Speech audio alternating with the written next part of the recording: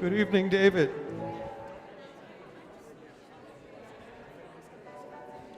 How's that?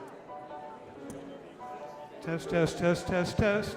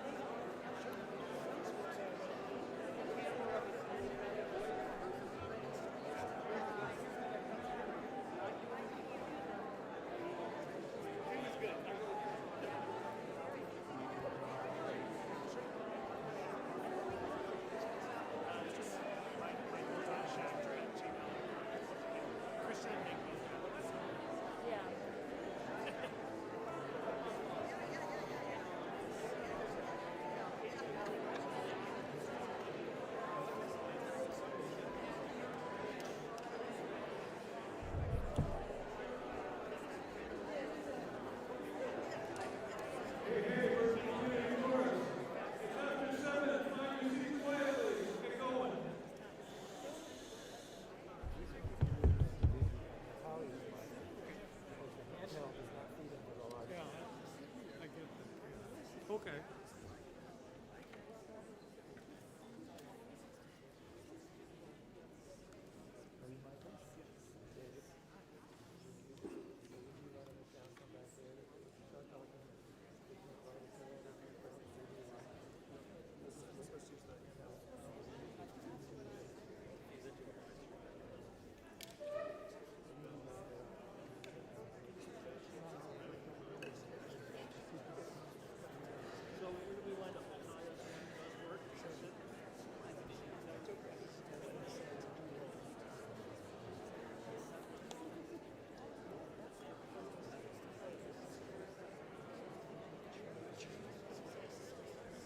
Testing, testing.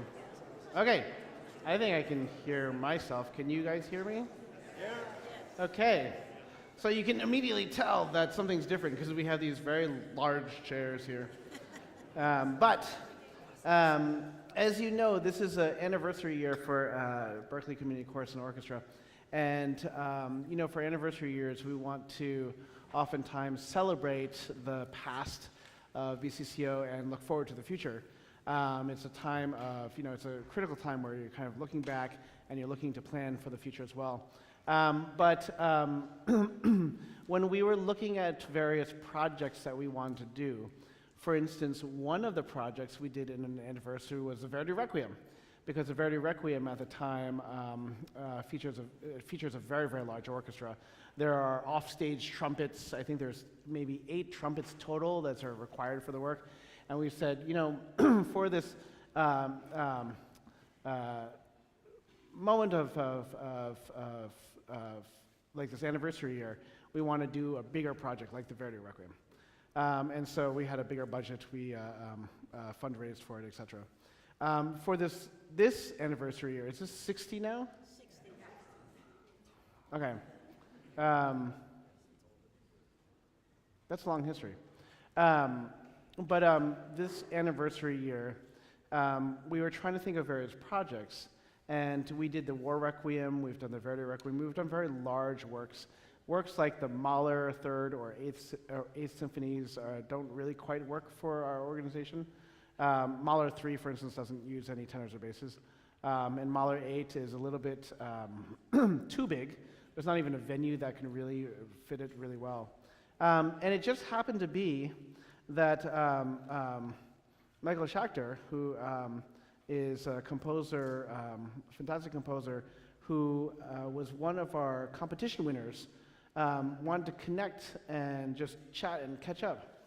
And he started talking to me about this project about, ancestor of his from the past, and this idea of the Terezin concentration camp, where people came together and in disparate circumstances created art and music.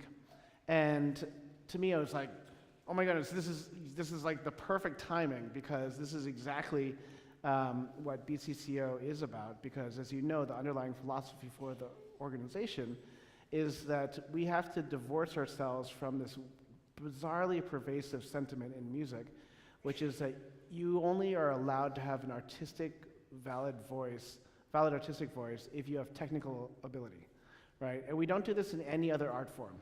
My 6-year-old comes to me and has a drawing. I don't sit there and be like, this is really great picture of a bunny, but you didn't color in the lines at all, and this eyeball's over there. And we don't do that for that. And I think I've told this story before, but online in this online forum called Reddit, there was this kid who had a baby brother that was being born, and the kid was 13 years old. And he wrote a violin concerto, recorded it, and put the score online with him playing it. And he was clearly an immensely talented person that was very much influenced by Wieniawski and Brahms. And so it kind of sounded like Wieniawski and Brahms, which are not too shabby composers to have your music sound like. And all the comments were, I would consider to be a little bit horrific. They said things like, well, he's obviously talented, but could he use some lessons in composition from blah, blah, blah. And it's just this is clearly derivative of Brahms, as if that was a bad thing. And it was one of those moments for me that I said, this is what's wrong with music, is that we really feel like it's only those that have high technical ability that are allowed to have an artistic voice. And and I've told this story to you many times before, my favorite story of Mr. Rogers, is that he was painting, and he was painting a picture of a house, and it was the most basic picture of a house you could possibly paint. It was like roof, wall, door, window. And he said, you know what? Sometimes it just feels good to create something. And just like all of you know, the whole purpose of BCCO is it feels good to make music, and more importantly, it feels good to make music in a community, in a group. And we connect to each other through music and through these various pieces that are so powerful, that have, we have, over the course of years of BCCO, have performed many, many different works, and some are more challenging than others, but they all bring us together, not only every single Monday, but performances as well. And so this underlying philosophy for BCCO is really important, not only to me, but I think for the industry, because it really is trying to push against the idea that there are people that are more valid than others to make music, right? That's just ludicrous, a statement. And so when Michael came and said, this is the idea is that, in this concentration camp, there was all these artists and musicians and intellectuals, and they got together and they started this, started trying to perform together to create community in a space that was trying to segregate, people. It couldn't be more perfect for us to try to do for an anniversary year, and I think more meaningful than just kind of picking a large piece, because it's more expensive to put on a piece that has a bigger orchestra. Now, the best part is that, there's another chair here. Michael's actually here. He's in the front row.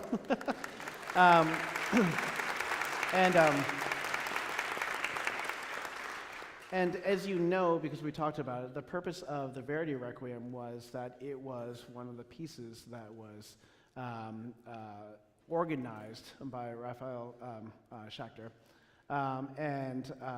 If you note the last names, Michael is a descendant directly of Raphael. So what we've done is we've commissioned Michael to talk and compose a piece, and he is going to tell us about what we're going to be working on this spring. And so this is fascinating because yesterday and today was the first time I was hearing some of this stuff too. And it's going to be, I think, a lot of fun and very, very meaningful and engaging. So please welcome Michael Schachter.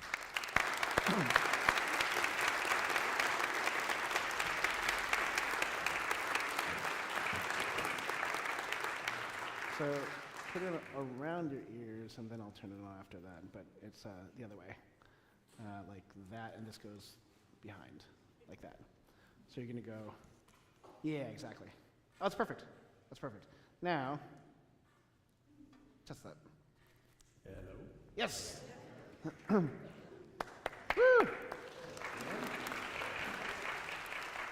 So we we went out to dinner, and we were like, so how do you want to structure it? So we're like, we're just gonna wing it. But I want to, some of the things that obviously are of supreme interest is, like the whole history behind what happened at Terezin, your connections, direct connections to it, and then how that funnels into what you might be creating and you are creating. So feel free to just, yeah. Okay. And go. All right. So feel free to give me hand signals with my spiel. Sure. Gives too many threats. Hello, everyone. It's really great to be back here with you. Can you hear me? Yes, yes, yes. Yes. It's great to be back here with you. I was here, I think we were saying in 2012, 2013. I don't know how many of you were there. But I wrote a shorter piece called Ose Shalom, which was for SATB and strings. And I came out as part of the competition, and then again the next season, I think you did it a few times as well. So I was able to rehearse with you a couple times, work with you on it in several different concerts. It remains one of my sort of formative, that was early in my grad school be able to work with a group not just as large and as skilled as this. I think Ming was, of course, talking about the idea of music's accessibility, but the sound you guys made, I'd not really been able to write and hear that before. And also the community that I was shown, both in the musical settings and being invited into people's homes and sharing meals and getting to know you during that time. And it just stayed with me. So Ming and I have stayed in touch over the years, and as he mentioned, we were catching up last year.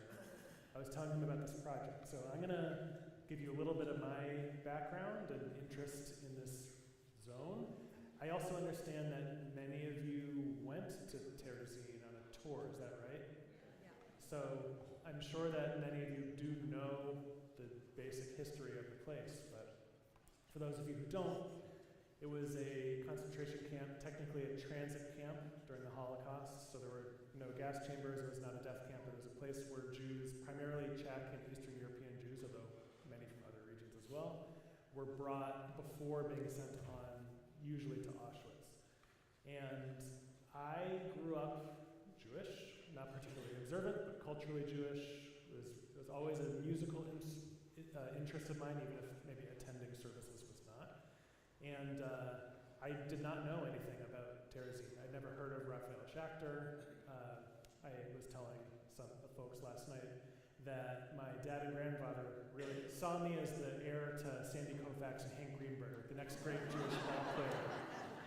And I disappointed them by shirking baseball rehearsals in favor of theater practice and piano recitals. But when I was in college, I did a summer abroad in Vienna. And around that time, I was dating a girl who is now my wife, mother of 2 children who did not exist the last time I was here. I didn't do it, she did.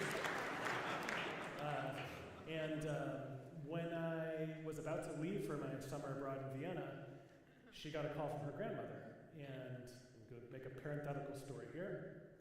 Her grandfather, his name was Hermann Bornstein. He came over from Germany in, I think it was 1939. And he was 11 years old. He was sent ahead, smuggled onto a ship that arrived into Detroit, and his parents and sister were supposed to follow him, and never did. He lived a whole life in America, never knowing what had happened to his family. And he had kids and grandkids and a small business and lived a great life. And he passed away before ever having heard of him.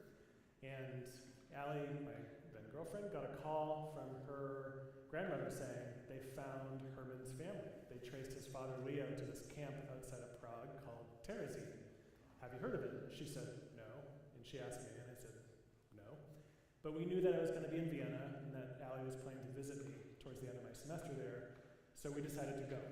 And when we were in Terezin for the first time, we discovered 2 things. One was we did indeed in the camp ledgers find a record of his arrival and the fact that he was deported in the fall of 1944 to Auschwitz, where he died. And we were able to actually close that loop. And then we also found in the camp, the museum, which many of you saw, a lot of material about the musical activities in the camp. And I came face to face with a picture of the pianist and conductor Raphael Schachter, who organized the Verdi Requiem, as well as many other of the musical activities in the camp. At that time, I had a lot more hair, and I just was looking at this picture, I was like, that guy looks like me. We have the same name. Isn't this weird? And it just occurred to me that this is the kind of activity that I was doing in my schooling and would be doing professionally, composing, arranging, pianizing, conducting. And we also knew that Allie's great-grandfather, Leo, who was in the camp, he had a tenor voice. He very well may have sung in the choirs there. Had he, Raphael would have conducted him. And she and I met singing in our choir 3 generations later in college. So that was the sort of first impulse for knowing this is something that's going to be a lifelong journey for me of discovering and investigating. So that was back in 2008. Now, since then, finished school, grad school, a couple kids. I started a postdoc, and in 2000, I was working on a violin concerto, and truth be told, I was procrastinating on it. And I was doing some more research at Terezin and was learning more about non-classical music activities in the camp. Many of you might be familiar with the Defiant Requiem program organized by Murray Sidlin, where they bring Terezin history and merge it with the Verdi Requiem performance, a great educational program. And there are books and histories, but much less about the fact that there were cabarets, a lot of which were quite humorous. There was a jazz group that called themselves the Ghetto Swingers.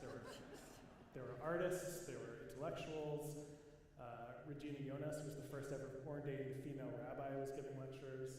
It was just a sort of amazing hotbed of intellectual activity, first underground and then later above ground as the Nazis started to use it for propaganda purposes. And I started thinking, like, I wanted to tell a bigger story of this, what Ming is describing, the sort of power for the human spirit, for community, in extreme circumstance, in the way that we see in various kinds of extremity, whether it's spirituals as slaves in the field, whether it's making music in this circumstance in the concentration camp. And to me, it just seems so obvious that this kind of music making and culture making is a core essential of humanity, not some frosting we're putting on the cake of basic needs. This is a basic need for us to know ourselves as humans and to make culture with one another. So I started developing this as an opera, and then COVID started. And then I was working with some producers on a television limited series adaptation, and then the Hollywood strikes happened. And then I started developing it as a Broadway show with a different producer, or at least a show that would be a sort of theater, well, I guess you call it a play with music, not a musical per se, but a play in which there'd be a lot of diegetic music that would happen in the camp. And then the momentum for that halted after 10/7/23. And last summer, as Megan and I was sort of telling them about this project and my interest, and that maybe it would be cool to do something with concert music someday. And Ming's like, we're gonna do it together. And he also mentioned that you guys might be hungry for something to sing about other than Jesus all the time. I do have to admit there are still many other requiems we haven't done yet, but yes.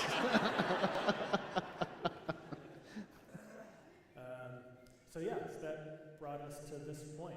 The piece that I'm working on for you, which I would say right now is in a state of partial existence, is 7 movements long. It'll be between 35 and 40 minutes. And do you want me to talk through the text in detail? Or? Yeah. Okay. Pulling out my notes here. So, it is 7 movements long. And it took me a while of thinking on what text I wanted to set here. And I wanted something that could be both specific to this occasion, but also kind of exist in a more sort of ecumenical human, if someone were to perform this, didn't know any Terezin history, and just wanted to make something that was beautiful and worth doing in and of itself, I wanted to fit that role too. I also wanted something that was both in sort of text and spirit, indicative of the community and humanity of the people who were in the camp making the music. So, 7 movements. Our outer movements are Hebrew. The first movement comes from the Psalms. It's an excerpt from Psalm 144. And I'm going to I will read the English, but you guys will sing the Hebrew.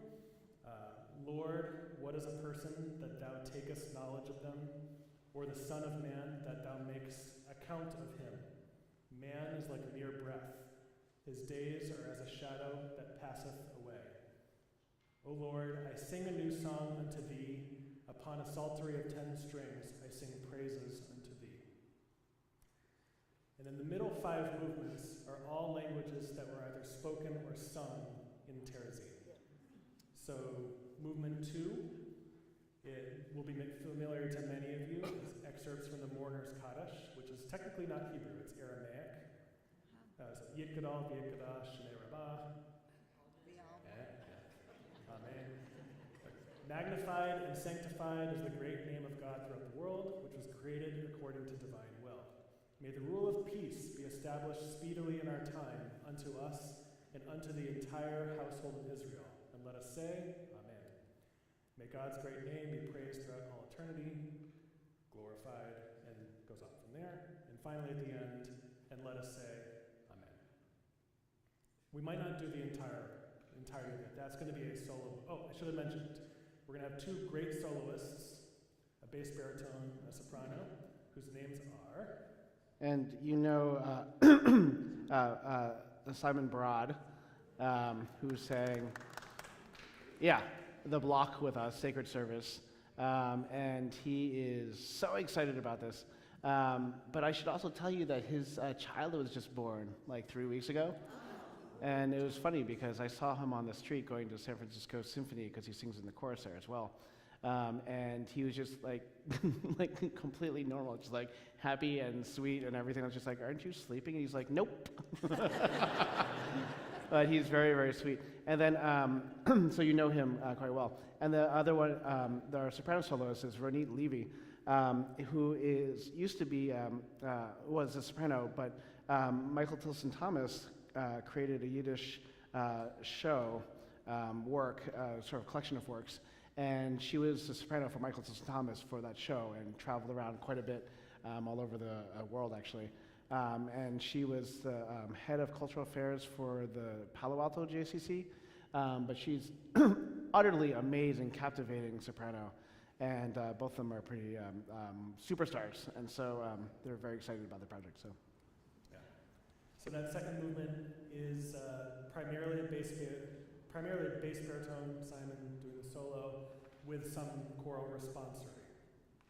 Third movement, choral movement, is in German. It's a setting of Der Tod, a poem by Heinrich Heine, who's a late 18th,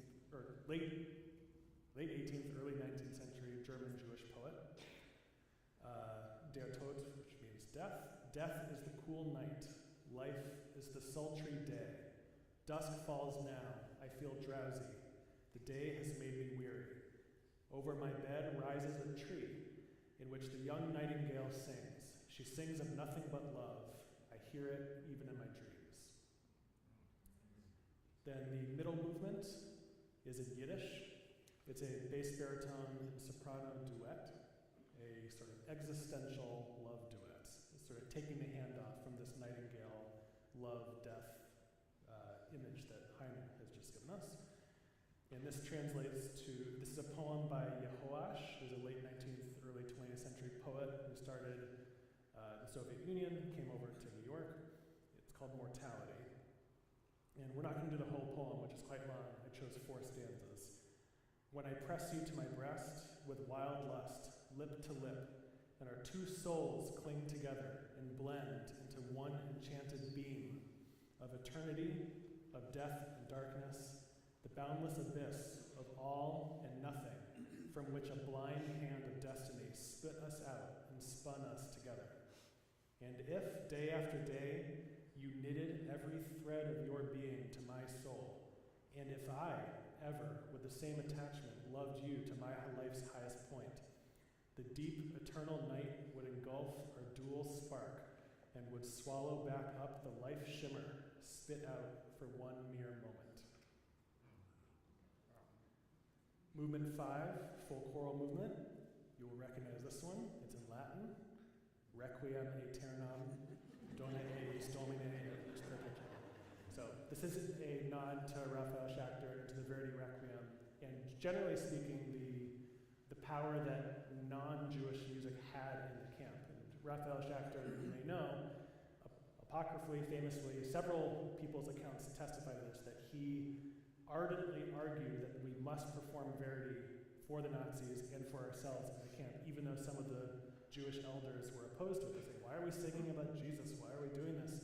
And he said, we can sing to the Nazis what we cannot say to them. So we're only the first the Requiem aeternam movement there. 6th movement is in Czech, soprano solo primarily with a little bit of choral responsory. I won't even attempt any Czech. And this is a poem called On a Sunny Evening, which was written by unknown children in Terezin Barracks L318 and L417. Goes, on a purple, sunshot evening, under wide flowering chestnut trees, upon the threshold full of dust. Yesterday, today, the days are all like these. Trees flower forth in beauty. Lovely too, their very wood all gnarled and old, that I am half afraid to peer into their crowns of green and gold. The sun has made a veil of gold, so lovely that my body aches. Above, the heavens shriek with blue, convinced I'm smiled by some mistake. The world's a bloom and seems to smile. I want to fly, but where? How high? If in barbed wire things can bloom, why can't I? I will not die. And then finally, the last movement is in Hebrew. It's a full SATB setting of El Maleh Rachamim. Some of you may know is the prayer that's usually spoken at funerals and specifically in mourning for the dead. And it translates to, God, who is full of mercy and dwells on high, provide a true rest on the wings of the divine presence among the holy and pure ones who shine as brightly as the brilliance of the sky to the soul of the children of Israel who have gone on to their eternity. The Garden of Eden will be their resting place. We beseech the merciful one to shade them forever with divine wings and to bind their soul up in the bonds of life. The Lord is their heritage, and they shall rest peacefully on her bed. And let us say, Amen.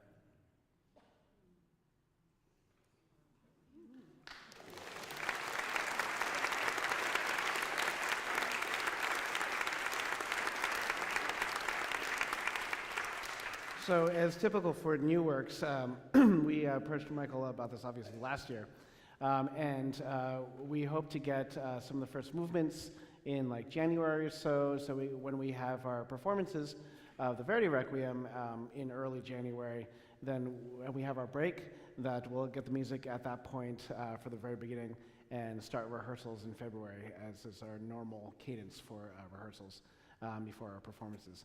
But the goal is, of course, that our performances will be in the spring of 2026 here in Berkeley. And then, because we just toured last year, that our tour of this, we're hoping to tour with this work in 2027 summer.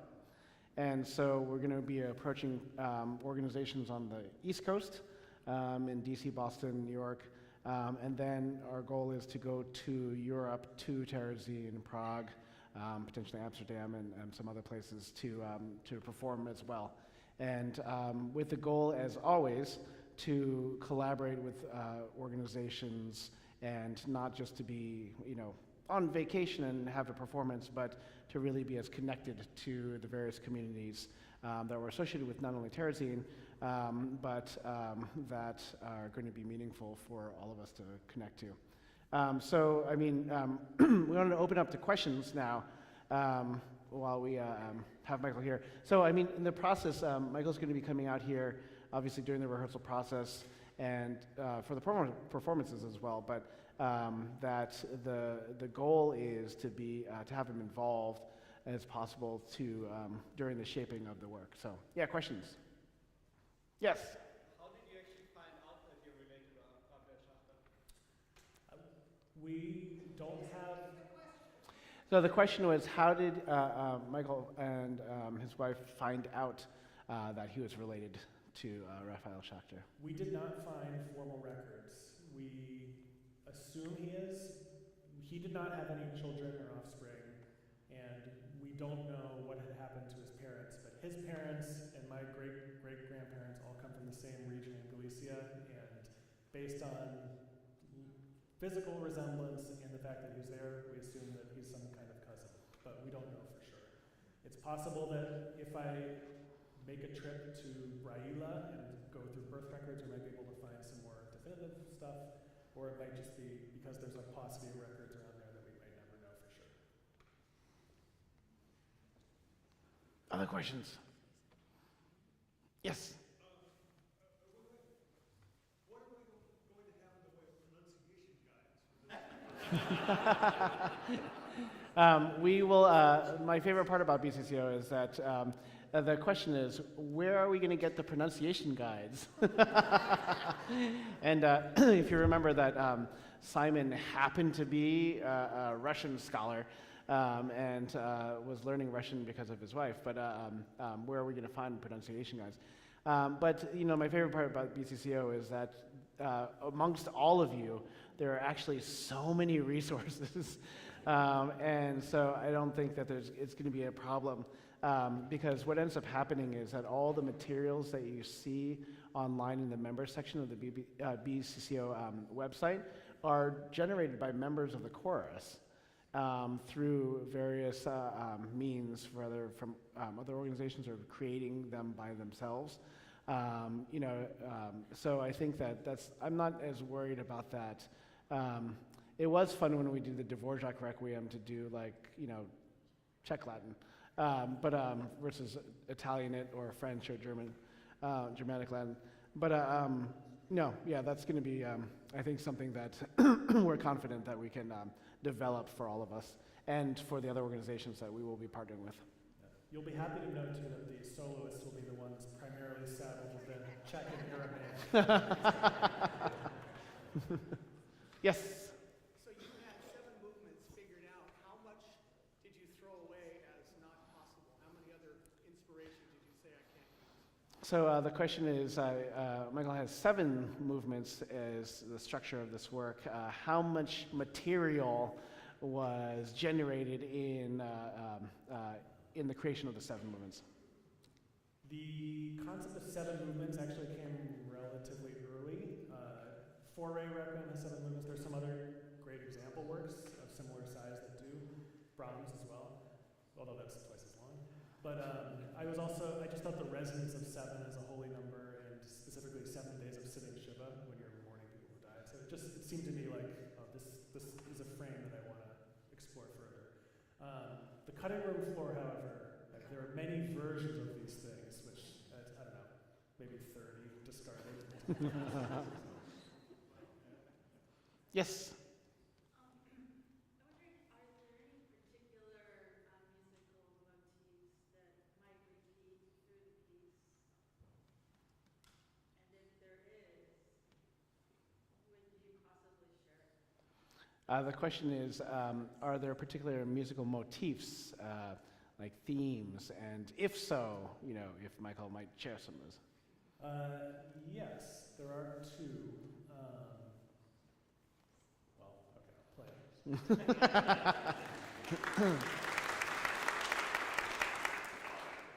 So there's this sort of humming refrain that's, for me, it's kind of like the evocation of the sort of inevitability of death, which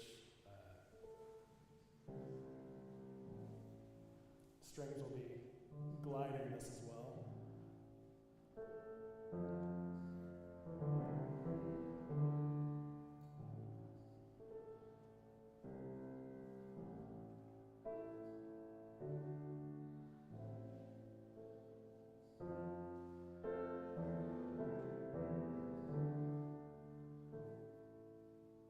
And that's going to return lunch.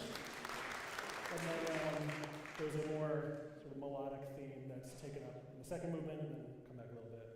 Let's see.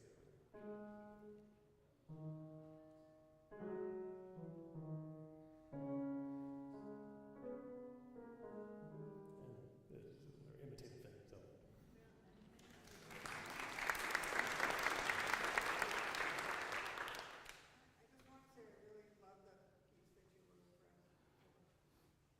Yeah, the comment was Oshe Shalom, that was a beautiful piece that we all think really enjoyed. Yeah. Yeah. Yes. Could you talk a bit about the orchestration, the size of the orchestra, instrumentation? Yes, this is hot off the press from dinner an hour ago. We're trying to answer the question. So it'll be chamber strings, like 6 down to 2, depending on the section. Double woodwinds, so 2 each of flute, oboe, clarinet, bassoon. Similar size brass section, timpani, perhaps perhaps one or two percussionists, harp. No organ, no keyboard. Yes? Taking inspiration from, I know it's Chichester Psalms and Chichester. Did you take any inspiration from Chichester Psalms by Bernstein? You know, okay. You're going to get a rabbit hole that you didn't ask for. I love Bernstein. Love Bernstein. No. I think, you know, he has this Kaddish symphony as well, and it's just like some of the wells that he's looking into are similar wells, but I have a very different, I guess, relationship that expresses itself in music in a different way. I do like that piece, but it doesn't. I have other much closer and I guess less thematically close inspirations. There's a question over there. I'm going there. What are your inspirations? So, what are your inspirations? I would say in terms of choral orchestral literature, Fauré and Brahms' Requiem are two of my big Requiem touch points. I think the Fauré, just for the structure of it and the directness of the expression, Brahms for everything, really. But also, I think like the way that he fashioned the text, the fact that he made it German and he was looking to Old Testament and sort of a hodgepodge of humanist sources, which at the time was relatively radical. I also have a kind of specific inspirations for the different movements. One thing I look to, especially in the solo movements, are chant, Hebrew chant, things that you would hear in a liturgical or cantillation context. I think that's all I want to say now. Yes. Was there another question in the same area? Same question. Oh, same question. Yes. So undoubtedly you've done a lot of reading and research about Terezin and music there. What have you come to appreciate, or what's your context for how the musicians experienced this making music, first underground and then this oddly sponsored propagandist way? What could you tell us that we may not appreciate just coming into this about how they will have experienced making music? So he's asking, what can I tell you about how the musicians in Terezin might have experienced it? And as he was referencing, there were two pretty distinct phases that from the camp starting up as a transit camp in 1941 through the fall of 1942, music was forbidden. It was purely underground. It just so happened that a lot of the early transports to the camp were very ardent musicians, very entrepreneurial. They were putting on illicit cabarets and variety nights and performances in attics and basements and courtyards, all with keeping watch to make sure they weren't discovered. And then when these activities were inevitably discovered, the Nazis decided to condone musical activities for use potentially for propaganda purposes.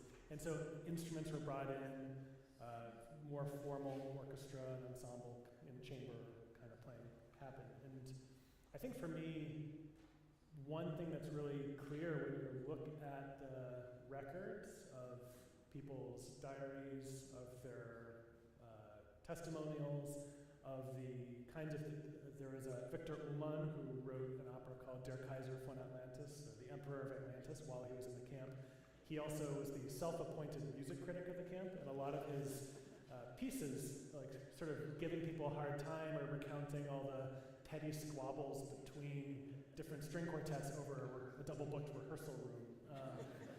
To me, I found that as or more inspiring than these sort of loftier narratives of saying, oh, well, we're going to sing this requiem defiantly at the Nazis. And I think getting beyond a little bit of a, I don't know, like a black and white heroes, villains, defiance, and much more of a sort of fully fleshed out, colorful humanity. These are all people who are going through days of a lot of hunger and a lot of fear and death and horrible things around them, but also of, like I said, petty squabbles, of love affairs, of arguing with each other about whose mother had a better matzo ball recipe. There is some of that that's also in the song too. And all of this is going into music, and if you imagine what it would mean to go to a rehearsal or go to a performance after day or week after week of being in this kind of perpetual anxiety-ridden limbo, or you're often very hungry or very sick. To me, it speaks so much to the impetus in a more extreme circumstance that we have to say, like, we are here on this planet, we are mortal, we're confronted every day with all these horrors, especially in the world now, a different kind of horror, and yet, like, we feel compelled to do this, and it seems like the stuff of life. Yes. This was a transit camp, but did this keep them there that longer? Did this extend their lives? So, because Terezin was a transit camp, does that mean that did the musical activities, etc., prolong people's stay there or help, keep people involved in these projects? Not for everybody, but yes, there are many stories of people who, by making themselves useful and by participating in music, were either kept at Terezin longer, or if and when they were inevitably sent on to Auschwitz, and continue to participate in prisoner orchestras or musicians or musical activities. Yes, it would often help people survive. Were men and women allowed to mix to do these? I would have thought they were. They were kept separate in barracks, and then there were certain times of day that they could see each other. So early on in the camps, no, they did not mix. There was sort of a men's barracks choir, women's barracks choir. Raphael Schachter actually would sneak on, if he got caught, he would have been gunned down. He would sneak over to the women's barracks, and they had a sort of series of checkpointed people looking out for him, and he would rehearse the women's barracks choirs at night and come back to the men's barracks. But then later on, they were mixed. At what point, if ever, did they start having sheet music available? So at what point was there music available, like sheet music? It was a slow trickle. Early on, a couple people had smuggled in sheet music, and they would hand copy it out. But a lot of what was taught, even Verdi Requiem or other large-scale works, were taught by rote. Either they had one piano vocal score, or maybe a couple lyric sheets. And also, this is the tragic truth, is that Verdi's Requiem was performed between 15 and 20 times in the camp, and every time there would be 15 or 20 singers who had disappeared and had to be replaced and retaught. And so it was also sort of a communal teaching and reteaching process. But a lot of it was oral and memory. Yeah.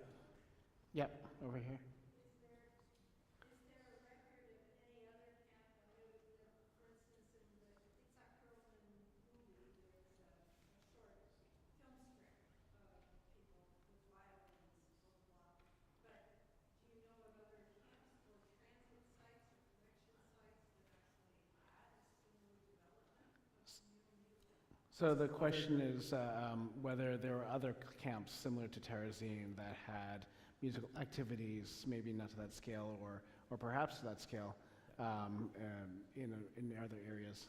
Several other camps did have musical activities, either prisoner orchestras or theater, some degree of underground. Auschwitz, very famously, had prisoner orchestras, but those were usually sort of run by the guards for the guards, so people were coerced into entertaining the guards during dinners or during functions, or they would get in a ghastly way, like playing as people were walked into gas chambers.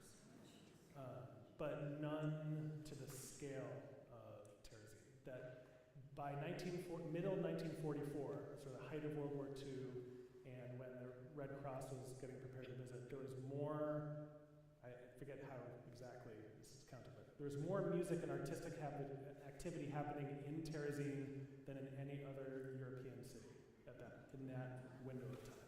Yes. I want to read more about Terezin and the whole big picture. Can you recommend a publication? Yes. Really good entry He was asking for reading recommendations. Actually, Our website has already 3 book recommendations on our website. yeah, 3 book recommendations. Also, Christian, I have like a whole 1-page list which I can send to you, which you could distribute too. Oh, that'd be great. Yes. I know they brought in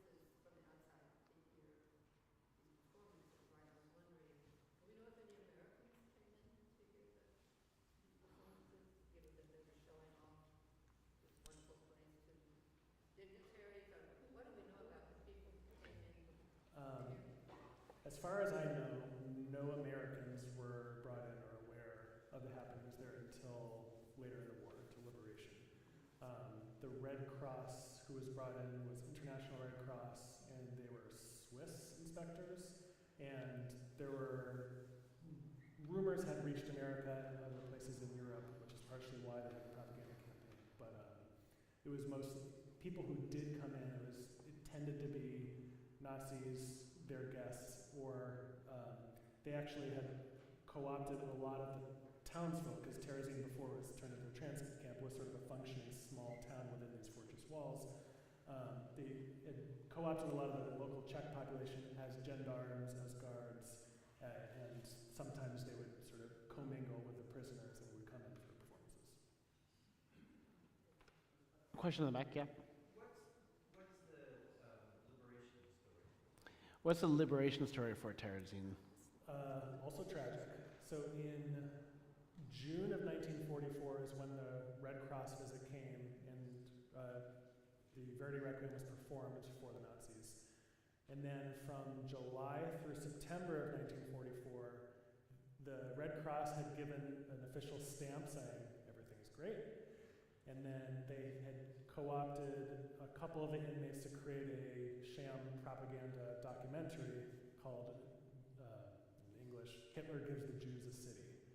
And they finished filming that at the end of September 1944, and then immediately started liquidating as much of the camp as fast as they could to Auschwitz. So I think at that time there were about 100,000 inmates, and by the end of 1944 there were under 10,000. And then it was sort of like a ghost camp where there were between a few thousand, 4,000 to 8,000 from January through May, June of 1945, and then it was liberated. So the vast majority of people didn't stay in Terezin, and almost every musician that I know of, with one exception, an actor-singer named Vlasta Shunova, they were all in the waves that were sent on to Auschwitz, and only a few survived.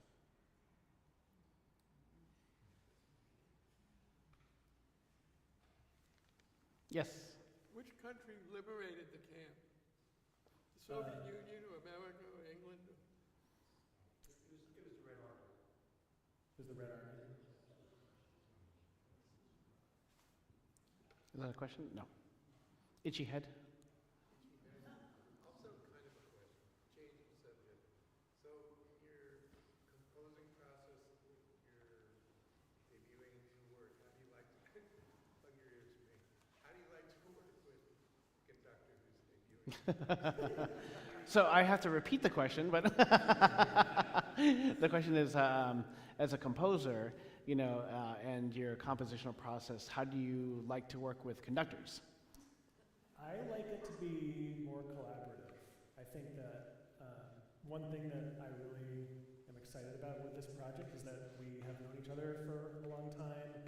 Like, there's musical trust, there's familiarity. I feel like we can sort of be direct and informal with each other in a way that is not often the case. And I think that the fact of that relationship, the fact that this is a community group that is here through, in the best meaning of the word, amateur, like love of the practice of making music together, that excites me. But often, especially when you're working with orchestras or, sort of match-made projects, it'll be like I go off and write the thing, I hand it to them, they say, okay, now this is mine, I'm going to do my thing, and then I say, excuse me, maestro. Unless you want, I'm assuming that won't be the case.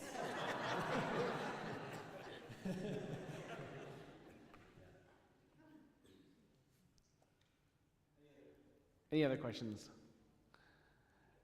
Well, this is something that, I think that is, again, like I said at the very beginning, something that is more befitting of an anniversary is to really do something that reflects the spirit of BCCO, elevates, contemporary voices, and is a very meaningful project. And so, as this continues to develop, obviously, over the next few months, we'll start to dive in more, even to the music and everything. So, This is going to be, yes, was there a, oh, no. Oh, yeah, question. What do you have any plans for what you will do with this piece after we do the premiere of it? Yeah, so the question is, are there plans after the performance? And I think our goal is that after the premiere in 2026 is to take it on this tour.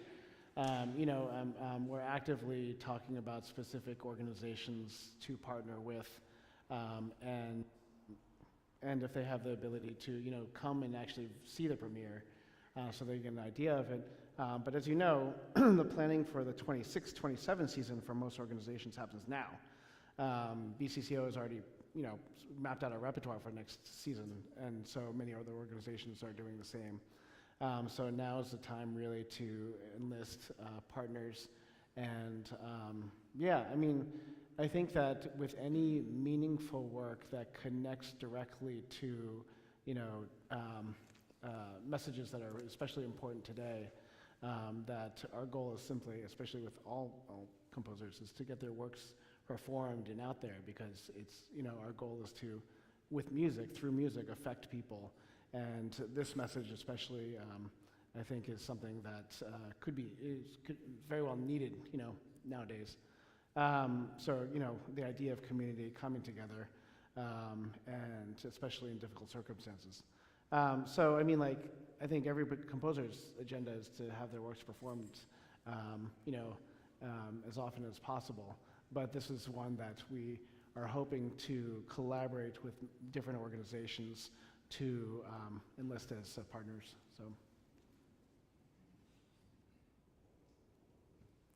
Obviously, part of the project is to make sure that it's not what Michael just said sometimes happens with compositions, just to hand it off and let us play with it, and then he just kind of comes at the end. And to really make it a collaborative project throughout the process beyond the completion of the composition.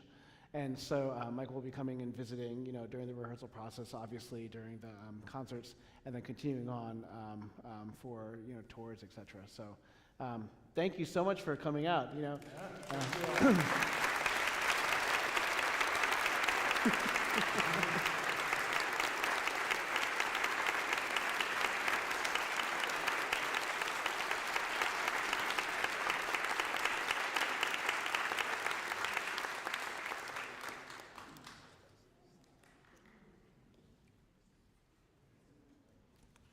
I have no clue what time it is, but it might be better just to take a break now in a different time, and then we'll just have a full rehearsal after this. So why don't we do announcements now? Is that okay? Great. Good.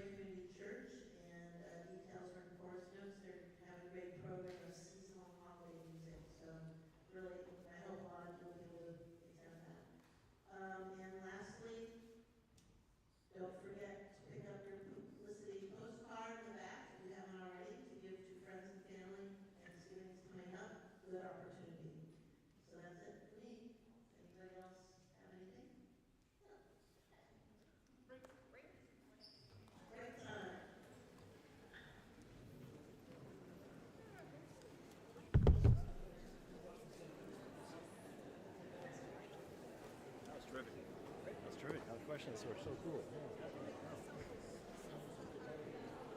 And may I ask to make a picture with Michael? Yeah, the post number start more for his inspiration.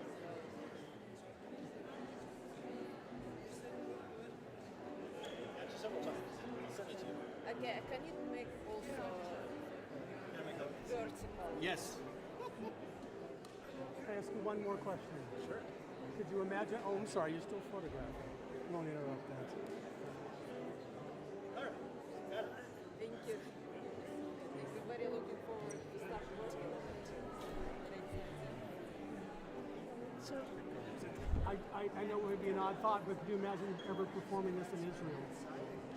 Is that stupid, crazy, brilliant? I don't know, but Possible? Not That's now. another no, no. Not right now. Well, he asked about the future. You know, Yeah. this is not going to be the only time it's heard. I think ever, yes. Oh wow. Michael, my name is Jerry. I'm one of the people that helps plan the music. Oh, great. And we're doing hyping. I know, it's very clever program. Well, we do a very interesting process where it's a participatory process with me. So, but you know, the art in confinement, art in concentration camps, history, including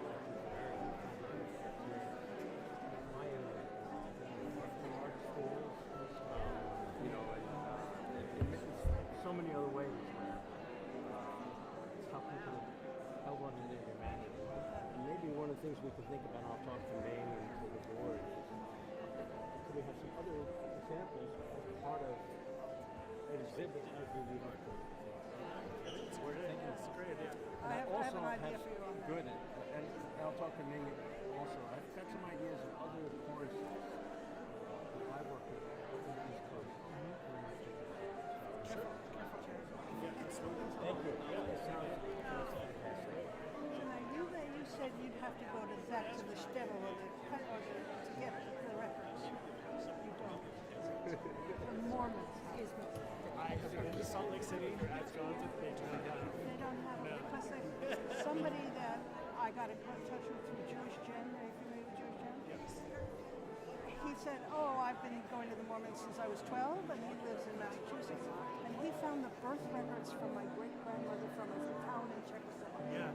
So it is very random, like by family line. So actually, my dad's sister and mother live in Salt Lake City now. Because my dad's sister, she worked on the O2 games as a designer right when they had the Olympics out there, and she never left. So I actually go to Salt Lake like once a year, and I've been in there like 3 times. And it is a very interesting place. I mean, we were floored. What? We were floored when this man found us Yeah. the birth record of my great-grandmother. Yes. We didn't even know her name because she came And as they a have, married woman. yeah, and they have some on my mom's side, but nothing on my dad's side. Wow. So you've been there. Been there, done that. Yeah, sadly. Unfortunately, no pictures.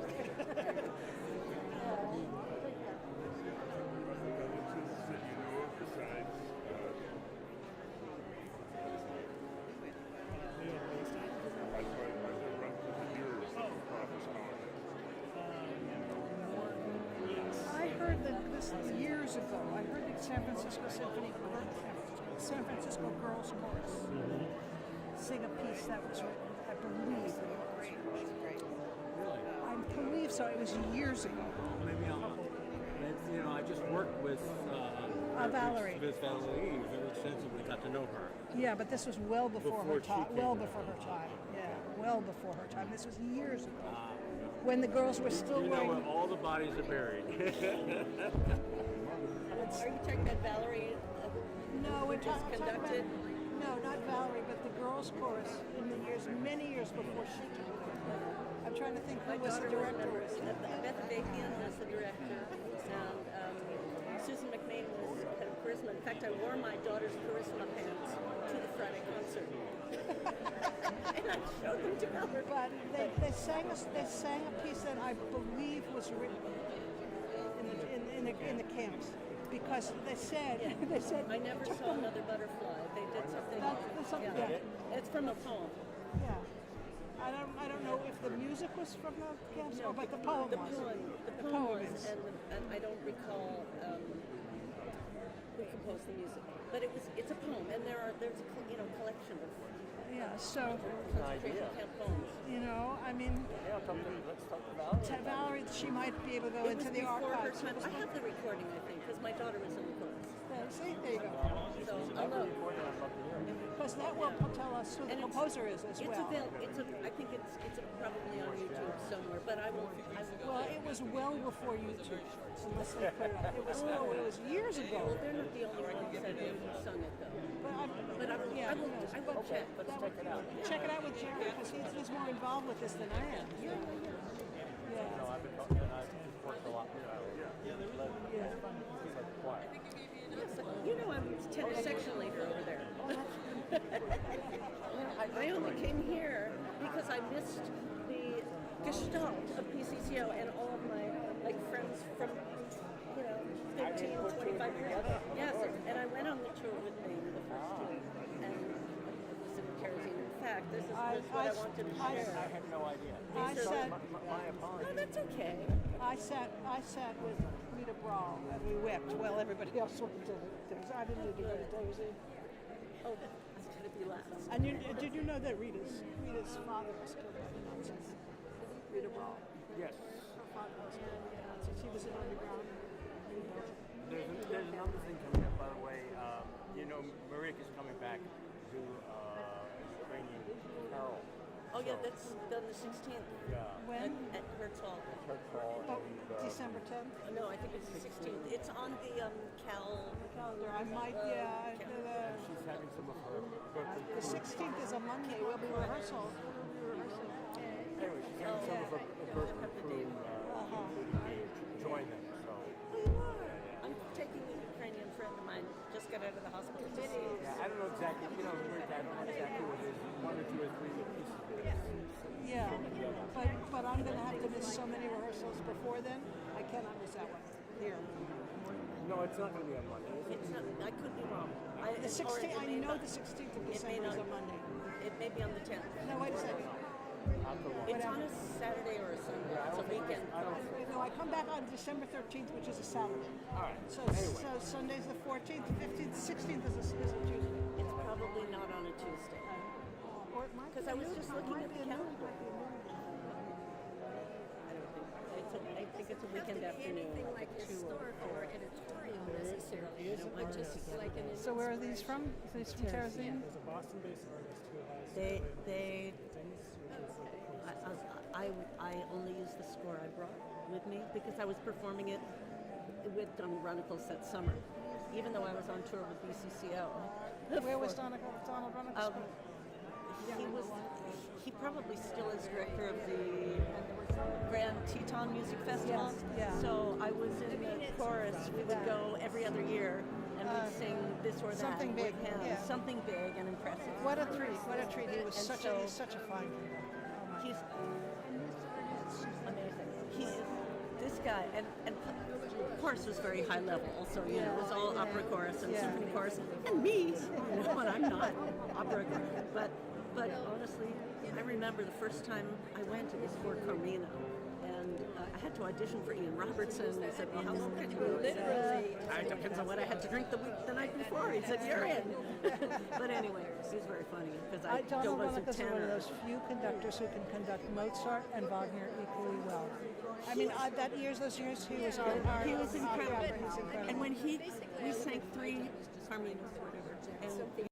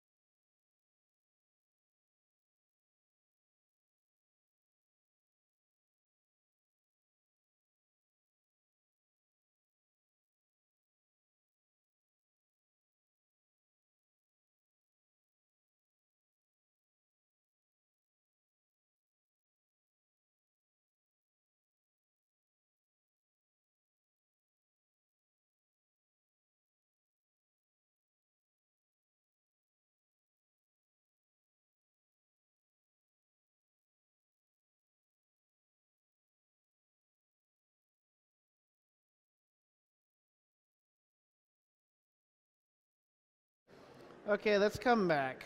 I think we're back. So, Natalia's going to start with a warm-up. And here's her mic.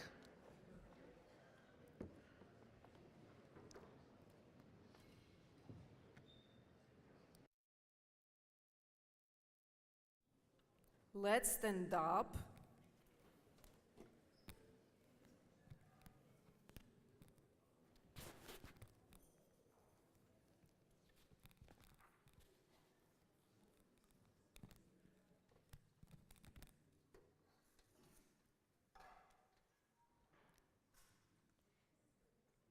Yeah, and when we're standing, starting little stretch of the head. So head down, up, down. Feel good. Stretch of the neck.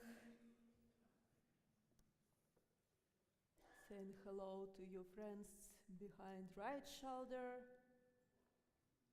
and behind left shoulder.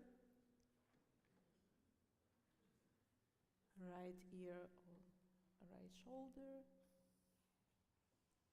left ear on left shoulder, and circling motion on one direction and changing direction.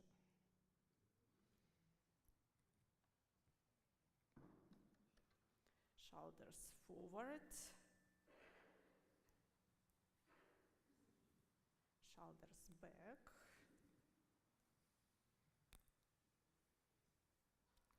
Stretch for our hands.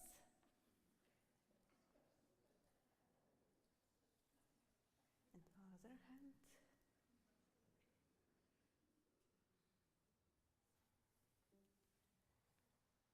It's up. And saying happy rehearsal. So now I'll open door to Amazon quickly to make sure the diapers arrived. Yeah, very sorry because they trying to send me a package and always fail to get to the front door, and my baby already without diapers. Yeah, so, yeah, I hope it worked. Yeah, I hope it works this time. Okay. Well, breathing exercises after such a big stress. Yeah, taking good inhale the nose, inhale, and exhale the sound.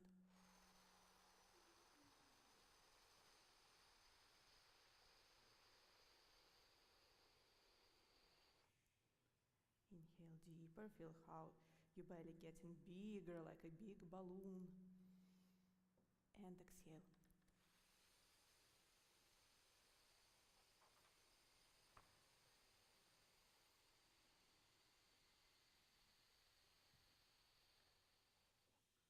And one more, inhale and exhale. Keep it very, very stable.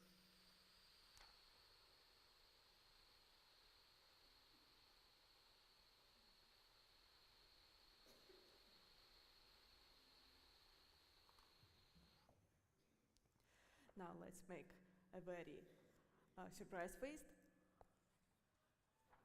And a very squeezy face. Surprise face.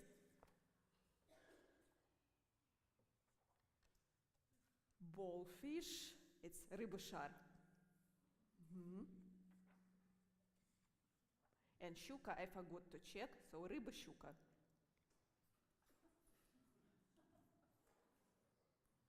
Рыба-шар. Щука. And now cow chewing her, I forgot what.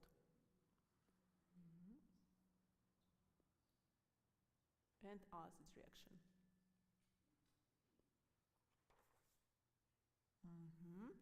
Now doing this lip trill.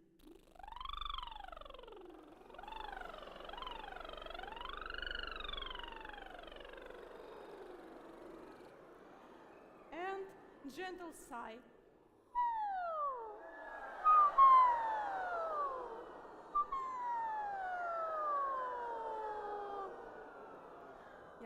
and exercise with home and sound. So we keep a lot of space inside our head, like we have a lot of space there. And with keeping it, we'll sing.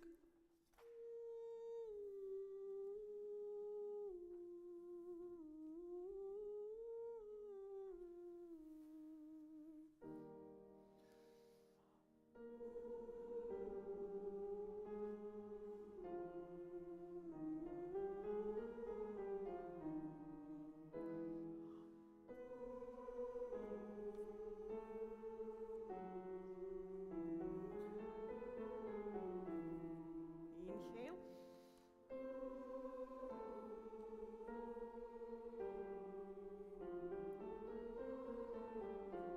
Seja então o.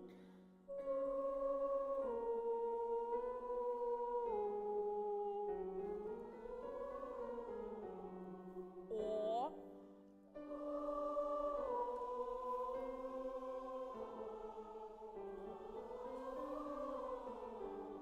A.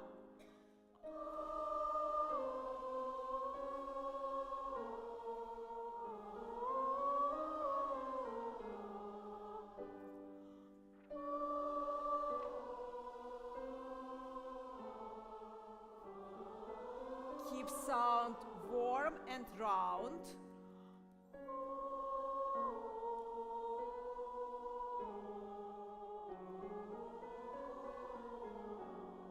One more.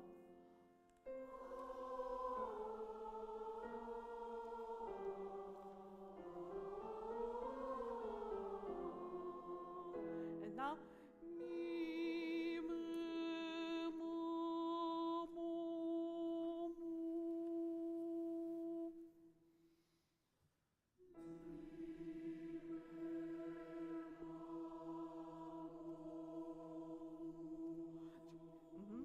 Listen in each other, unifying sound.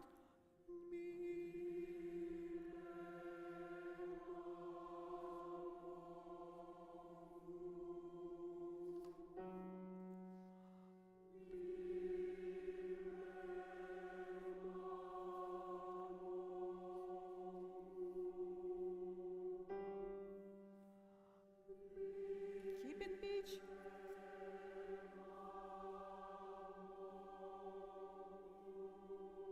Careful with S sound, move it a little bit forward. Round.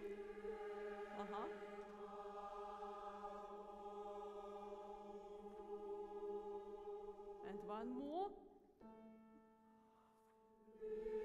So that's good. It can be rounded.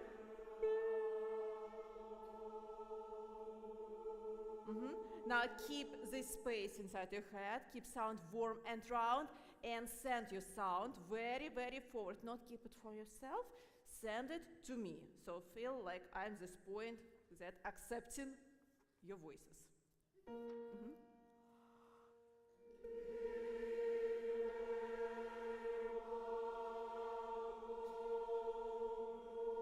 And now the same thing, the same sending sound to me, but on piano dynamic. Piano doesn't mean breathless. We're taking good inhale, even much stronger than for the loud sound, and very accurately and very forward and confident.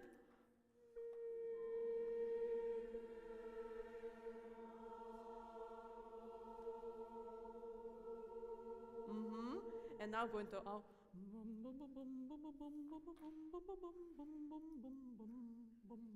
like balalaika.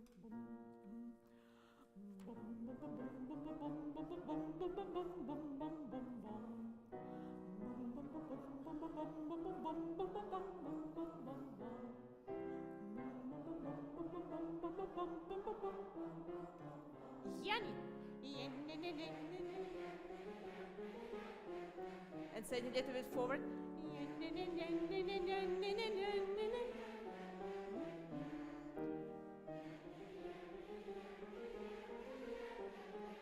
Vive vavovu. Vive vavovu.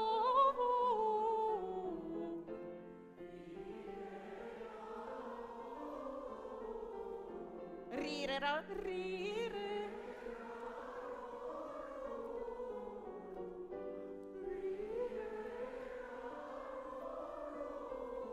ze za za zu. Zis.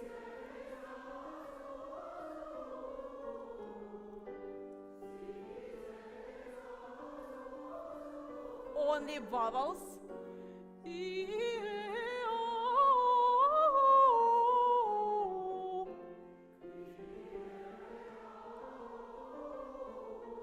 Staccato.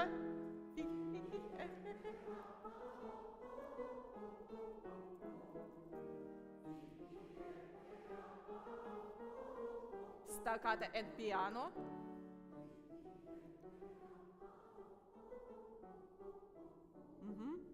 And now, no, still staccato. Can you get pitch? No, no,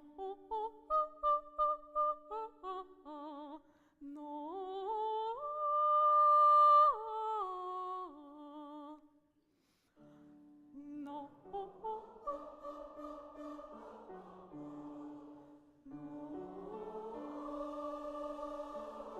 feel support of diaphragm.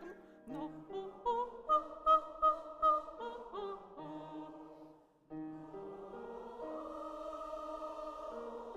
Feel space in your head. No.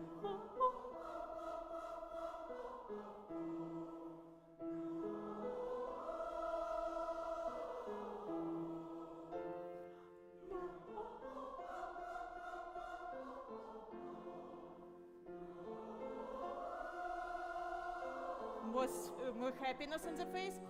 No.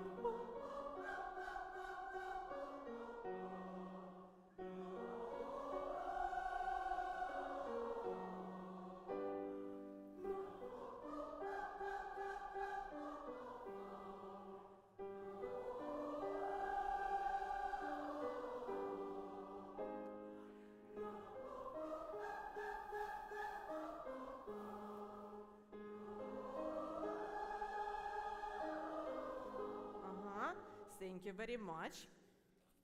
Now please open the final movement, Libera Me.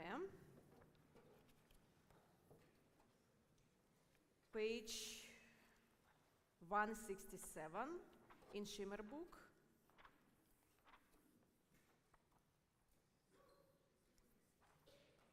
And we will try to sing 167, from the very beginning of this movement, we will try to sing as much as possible without stops, without interruptions, and then I will choose some particular points that we need to work out.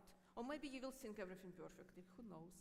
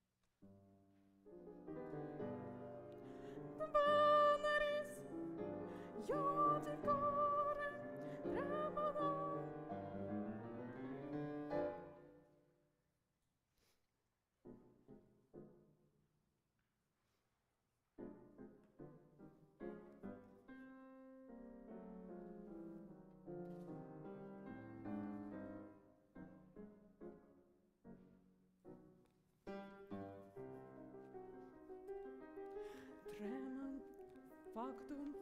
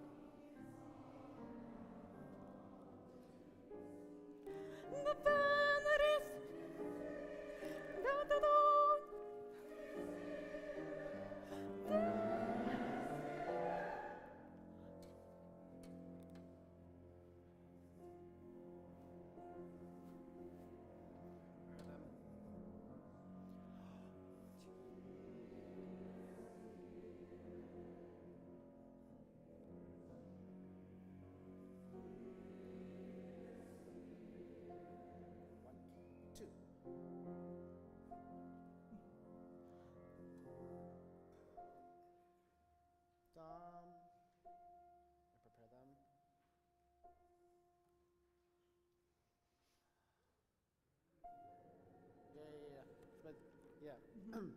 Because you gave them a breath that went like this, and they didn't know when to come in. That's why okay. everybody was like, right? So you just give them a breath. Yeah, I want Give the actually ask one thing, because I technically, what I do when I singing, I literally preparing this note, probably maybe like measure before, but I'm not taking inhale, so I make it shape, then I take an inhale. Yeah. So I want to show them and shape and inhale, so how to prepare it, if it's possible to show. You can show this, but it's just a round shape, right? Choral singing is round. So if you give a breath like this, then you're already showing space, right? But if you do this, all of a sudden they go, Yeah, so now I'll so jump all on you them. have to do is just give the F again.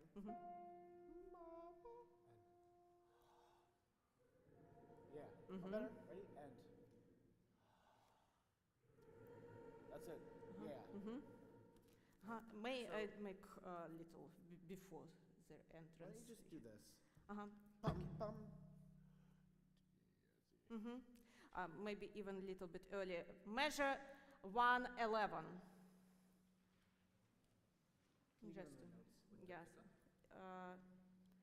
111. It's there is D S E. D S E.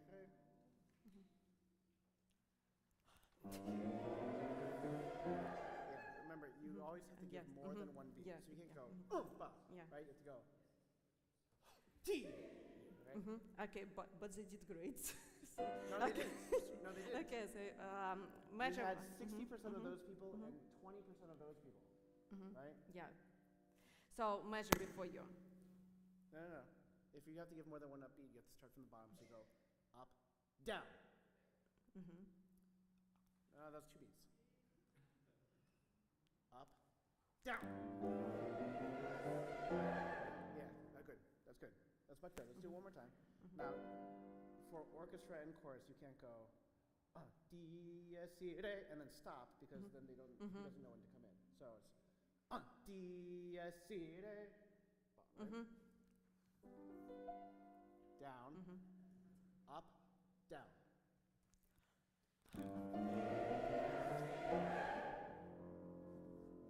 Well, yeah. But did you know when they come in? Yes. So wait, without them. D S E re. Right? So you have to be aware of where they're down. So you go up, down.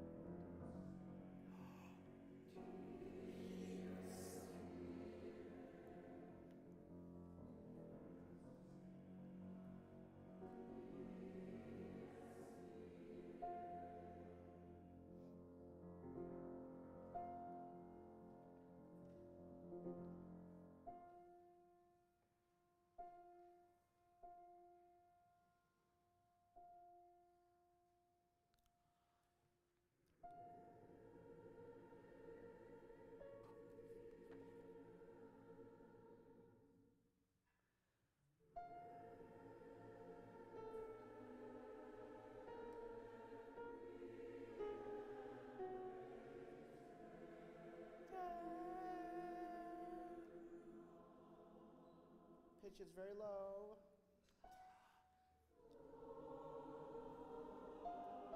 have to be more free in your sound so they're not tight.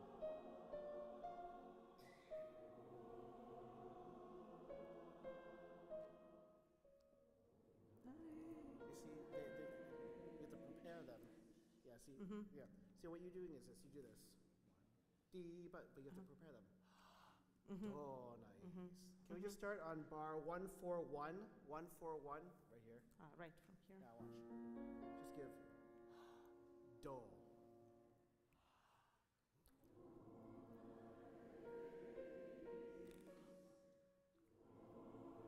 Better.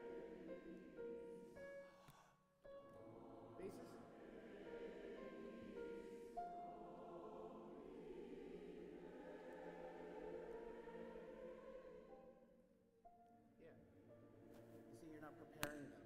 and they so don't know this what to is, do. yeah, Yeah. I don't know how Basses, to that was great. picture. That was really great. Da, Right? da, So- da, da, boom, or Yeah, how to so play the what short. we feel is this, right? Now try, does this feel like it's heavy? You know, like, you look at my gesture, like, it looks like it's controlled. And they, as a result, are holding their breath a little bit, and it's making them flat because it doesn't have a sort of freedom to feel like it's flowing, right? Can we do for 141? Now, do not A's. Do not A's. That's where you're going to. It's the second word.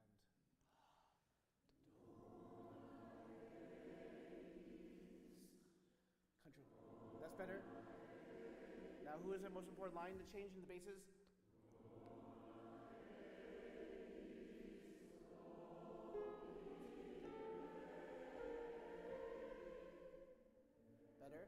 Better, right? Yeah, good. Good. Let's hear the bass. Let's hear the sopranos. 144.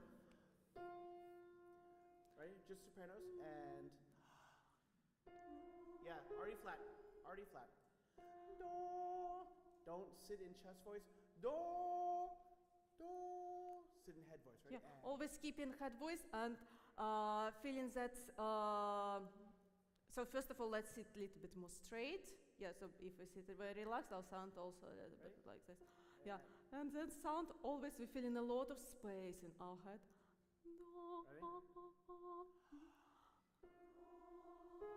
Yeah, Artie, it's still flat. It's still flat. Okay, remember this doesn't help them, right? You can't conduct above your head. Yes. And this type of gesture is doesn't help either because it lifts their lift. So this is choral singing. You have to go do. You don't go do, right? Because you have to be careful of the gesture because it's like doing this to them, right? You don't want to grab their throat. You don't want to lift their larynx. You just want to go do. So you just keep it nice, light, airy, and take a breath that's seated, right? And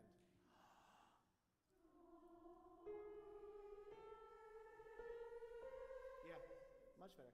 To go down, right? Right? And those wrong pitches, but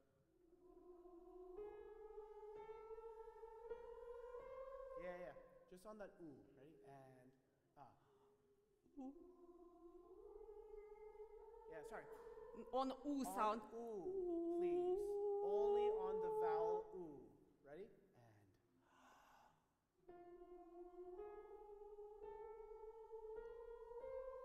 yeah, don't think of it as da ba ba ba ba, but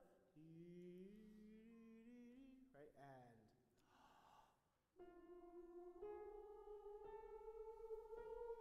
yeah.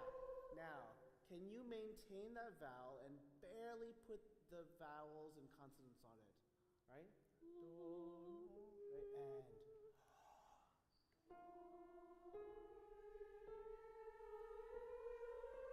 yes. So the consistency of the vowel is more important than the articulation of the words because that manipulates the vowel and makes it all over place, right? So let's just do one more time, 141, everybody.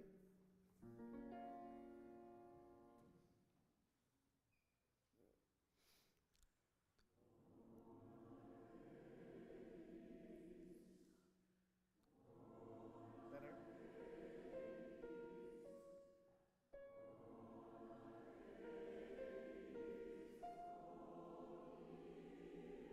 Much better.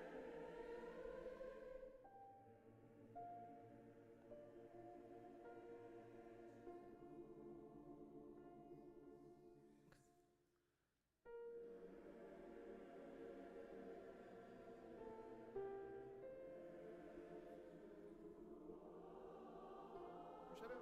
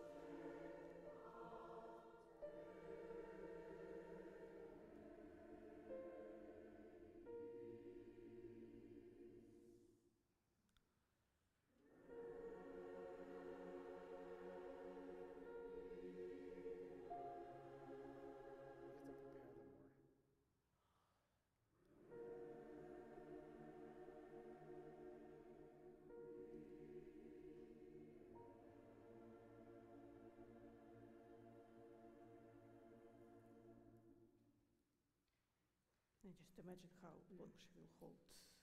What? I imagine how long she will hold and show them. Yeah, And that's right. yeah, and or to work already on them. What? Should I continue or work on Why them? don't you continue Mhm. for a bit? So they finished.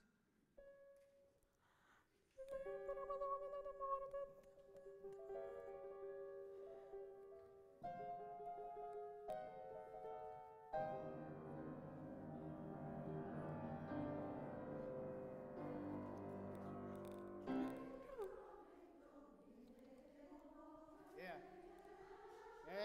Ish. Yeah, so more.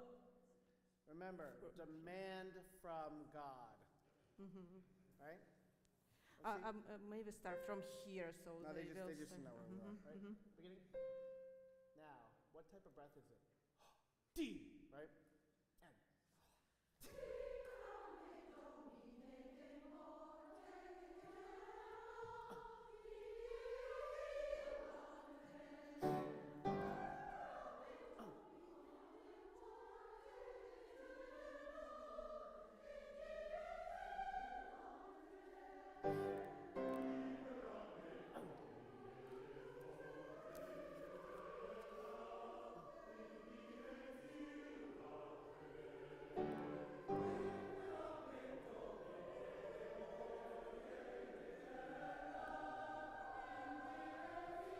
Don't slow down. Don't slow down. Don't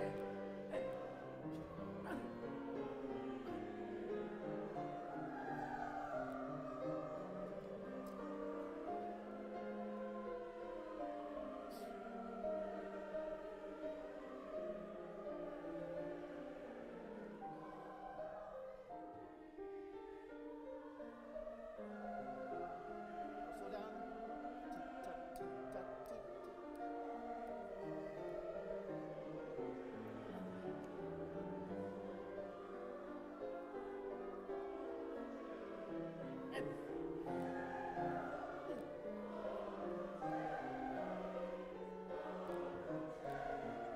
Slow down.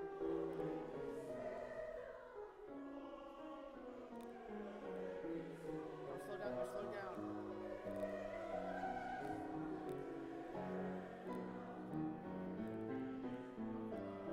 Too fast now.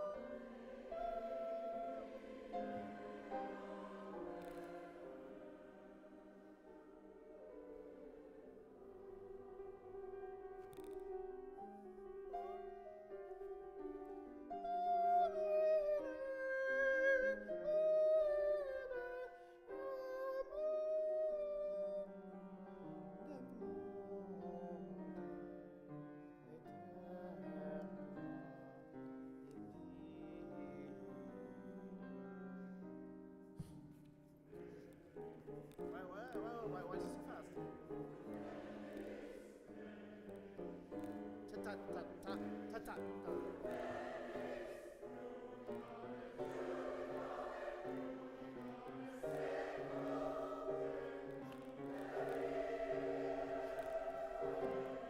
Why is it not slow?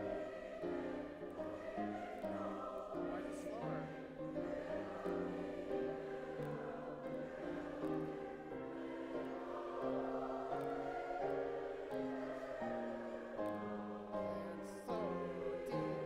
T, pa, T.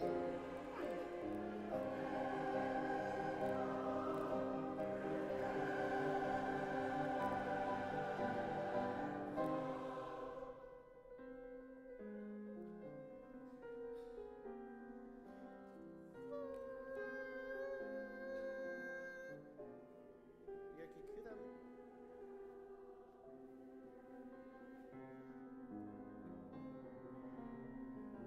Look, look, look.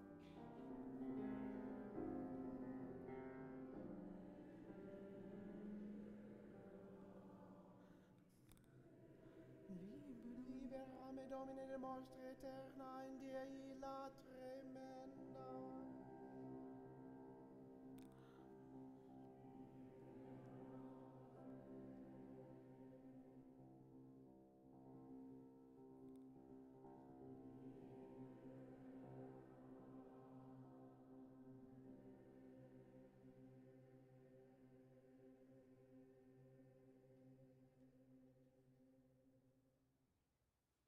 Yay! You know, this was the first thing that he composed, right? Because when it was a collaboration, this was supposed to be multiple composers, each doing a movement. This is the one that he wanted to compose, the very last one, right?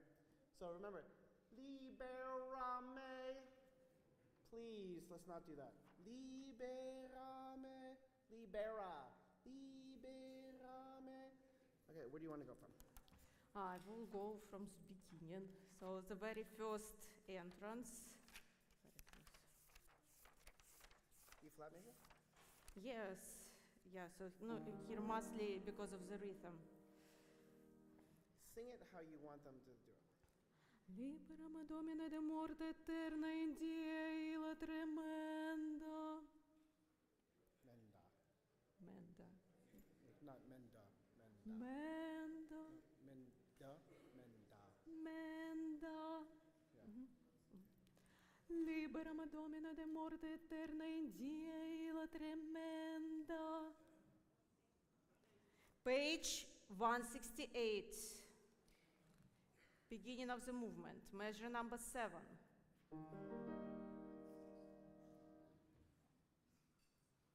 So, and now showing how I conducted it.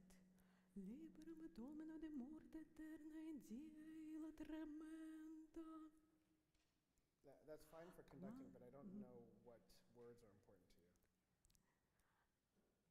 Liberam Domine de morte eterna in die illa tremenda. So day, terrible, that's what I hear, right? What? So which of these words are important? Morte eterna. Okay, but I don't hear morte eterna. I hear liberam Domine de morte eterna in die illa tremenda. That's what we heard. So can you sing it the way you want the words to most important? Liberam Domine de morte eterna. That's it, right? So you have to show that.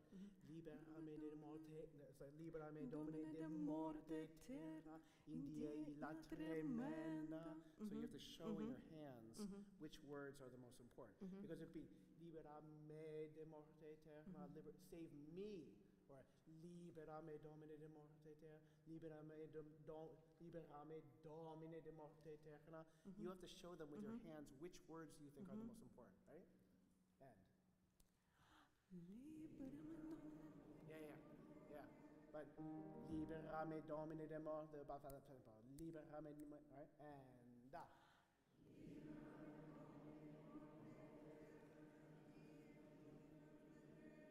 Almost. Liberame Domine de morte and da. Yeah. Now, save me from eternal damnation. Liberame Domine de morte eterna and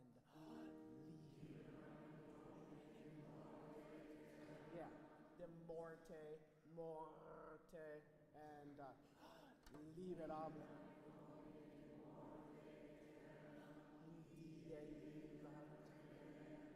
Tremenda. Can you say tremenda? Yeah, it's not tremenda, it's tremenda. You don't do schwas in Italian and Latin, right? Tremenda and yeah. Now that sounds like it has a little bit of anxiety there. Say morte.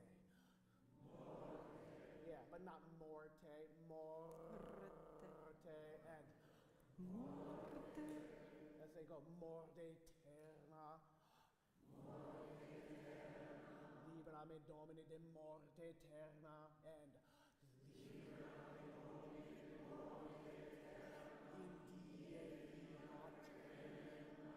yeah, remember, you're praying fervently not because this is your daily routine, because the end of days is happening right now. And so you're crying out now, Libera me domine de morte terna in die la tremenda, right? And now try And to show. quarter note, right? What? Tremenda. No, but see how fast it says? Libera me domine de morte terna menda. So it's not menda because you see chord notes. They're twice as fast as this, twice as long as this, but this is fast. Yes. So But it that's was not still fast. that's not long. Okay, let's listen. Liberum.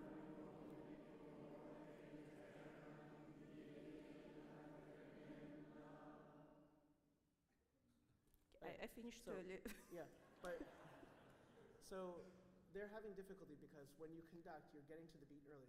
You're going libera me domine de morte, and they just need libera me domine de morte terna in die la tremenda. You can go li da da da da da da. Just do yourself. Libera me domine de morte terna in die la tremenda. Yeah. Yeah, but that's not. You don't have to exaggerate it. No, yes, I just want to make sure that I showed the right beats. No, but right? but before you're conducting is this. Yes, It's like libera me domine de morte, so we can't see. So that's the right gesture, but why do you exaggerate it? Right? Try with it.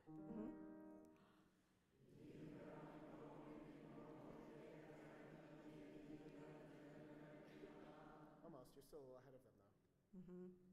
That's better though. Let's try one more time. A little bit ahead still.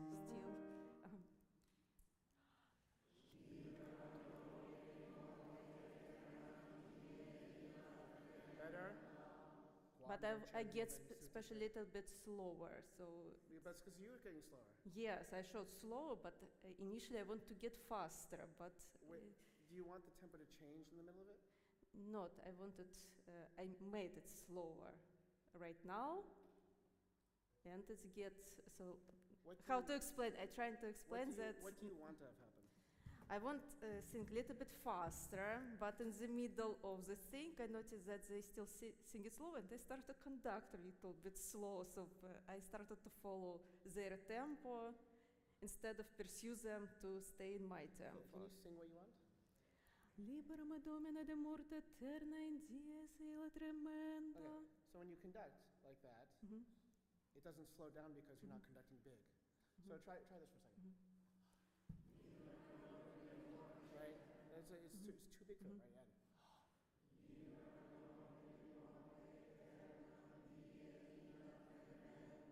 Okay? Yeah, but make sure you stay pitched. Right? Now try, right?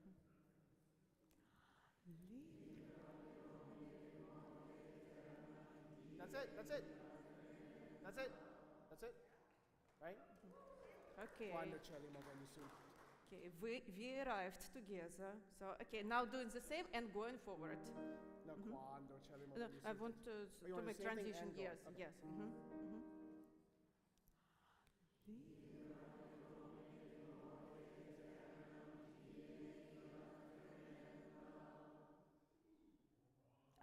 I'm not showing yet. You did.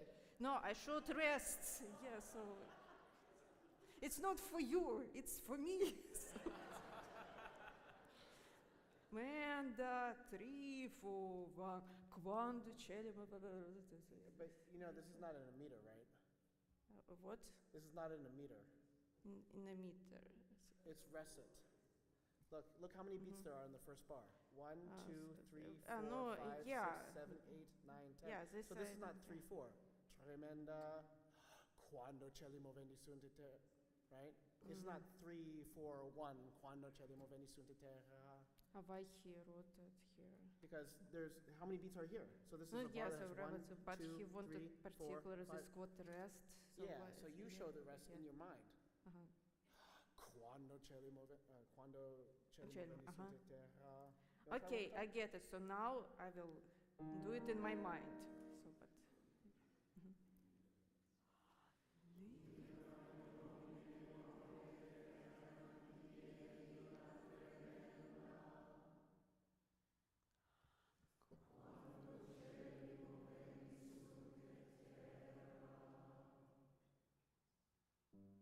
Mhm. Yes.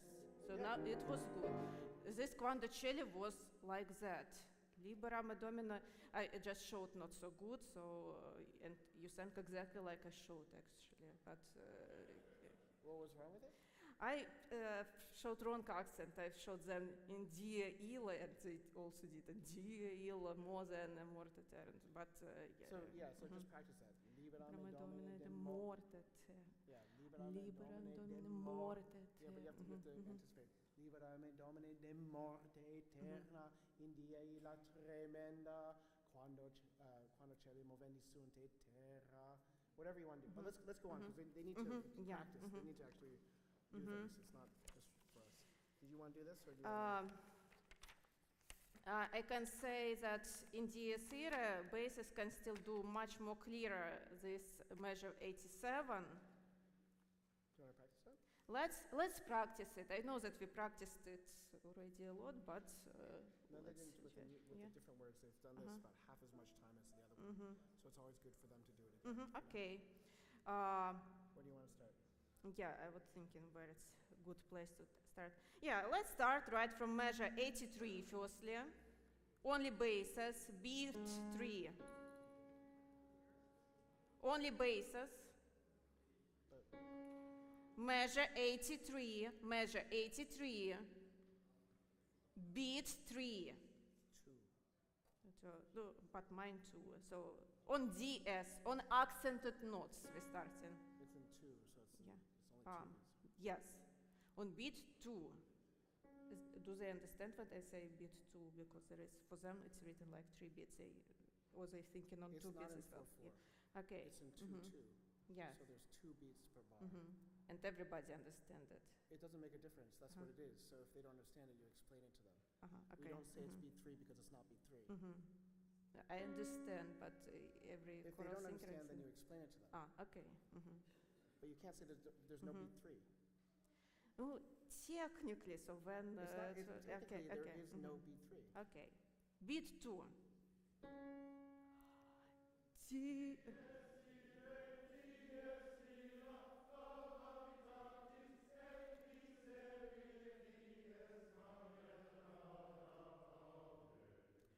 Wow, you practice your words.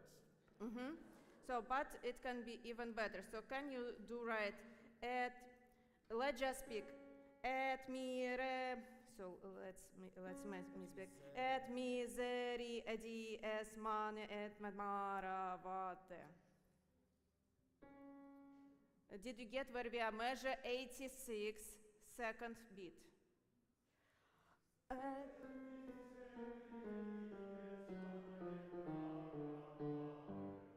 Good job. Good job. It was good. Maestro, good. Yeah, the rhythm's Yeah, good. Do you want to do it at the speed and with Yeah. the ritardando? Stentato and poco? Yeah, but I want to do it already with everybody. Great. So, let's start from 83, second beat, and everybody joining us on 84. That's great. Before you do that, what's the tempo?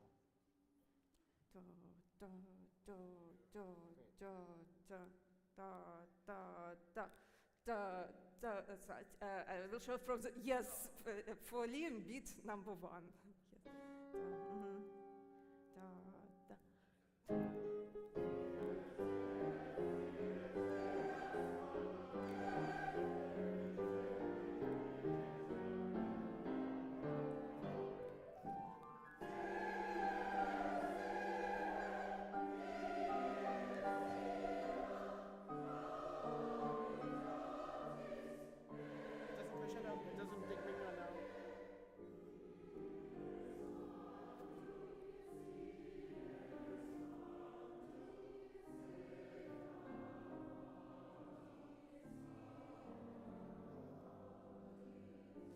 I will stop it for a moment.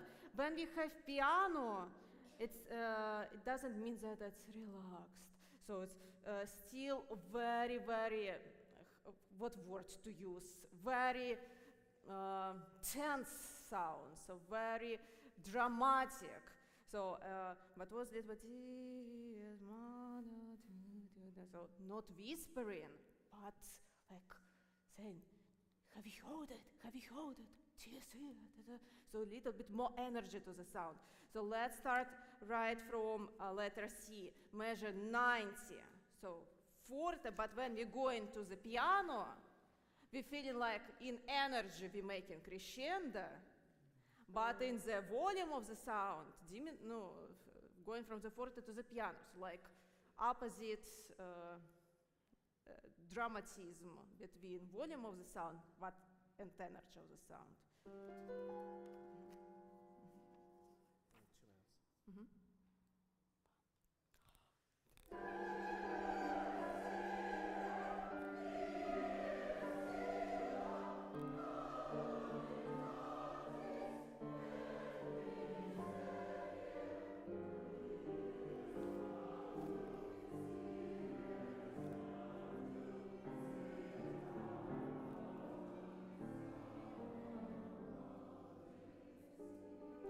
The banner is your decor.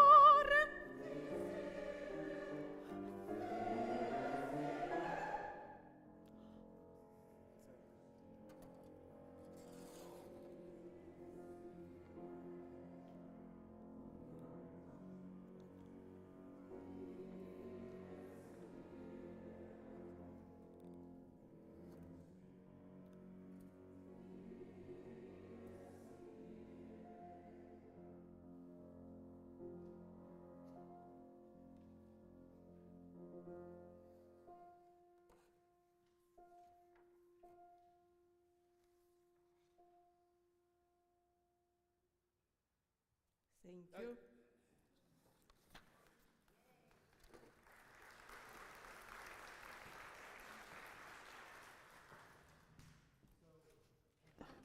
Sometimes it's helpful to have a technical reason and reason besides intense. What does intense mean, right?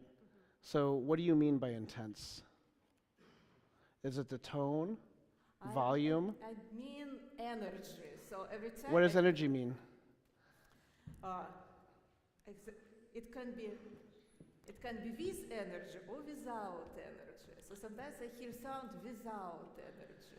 So with energy, it's like we focus, we enthusiastic, we eager to say something, even despite of the dynamic.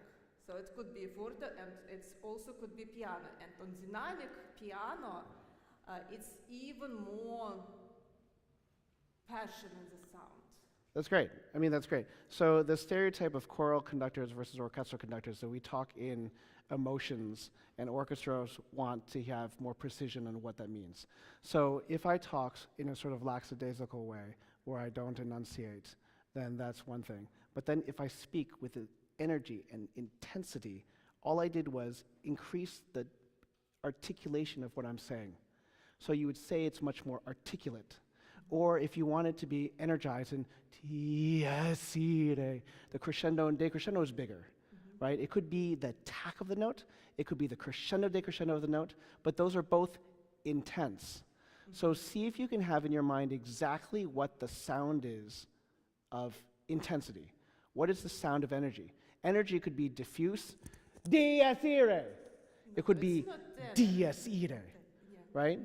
Because those are both energy, but one is diffuse and not specific and loud. One is concentrated and laser-like focus. Those are both energy. See if you can have the technical thing that they can do to portray the emotional context or the color or the tone that you want to describe. So to be able to do both is important because we need to have a color, we need to have a description to explain to them, but we also have to tell them technically how to do it too.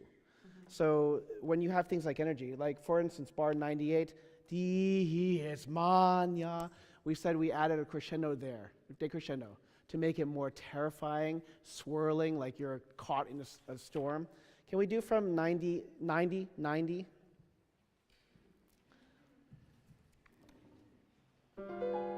Remember, seated breath, significant downbeat, D. So it's guttural and visceral, right? And.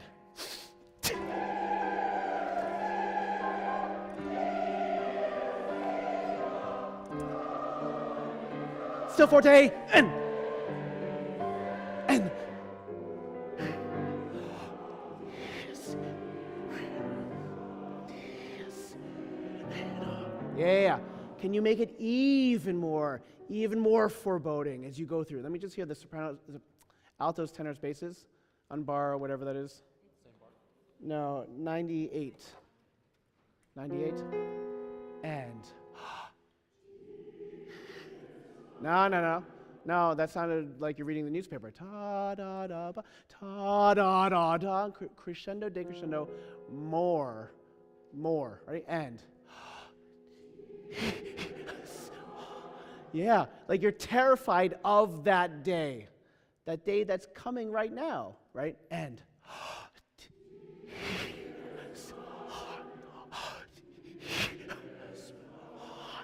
Ma, nya, B sharp, B natural needs to be a little higher, right? That's much better.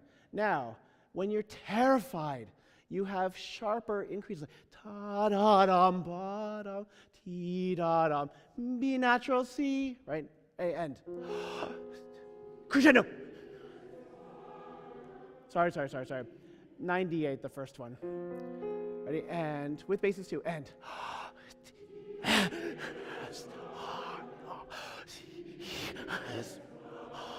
Yeah, that's better. Ma, nya, ah, ma, nya, ma, nya. Now, sopranos, you're on a different phase than all of them. So ta, dee, da, dee, da, da, dee, da, da, dee. Right on bar 98? 2, and.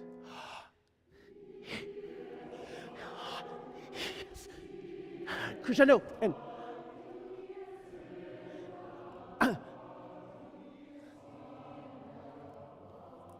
That's better? Yeah. D, much higher, D. A literal D needs to be much higher. Let's hear the sopranos. And 1. Yeah, that's much better.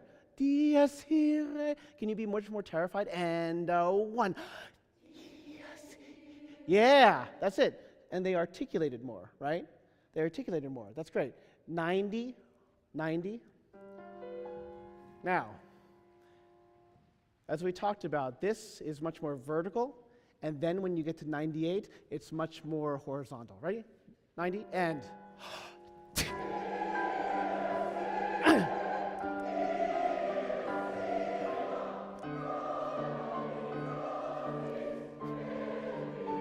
And go.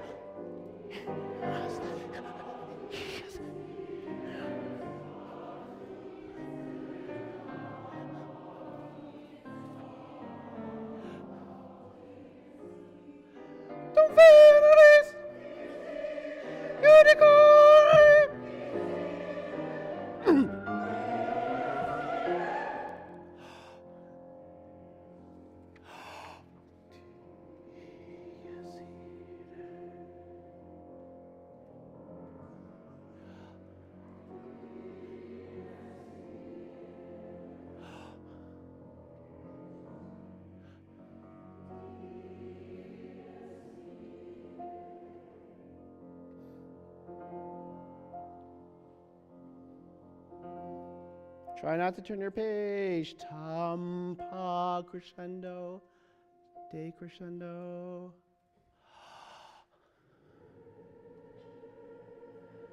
Play the soprano line. The soprano soloist.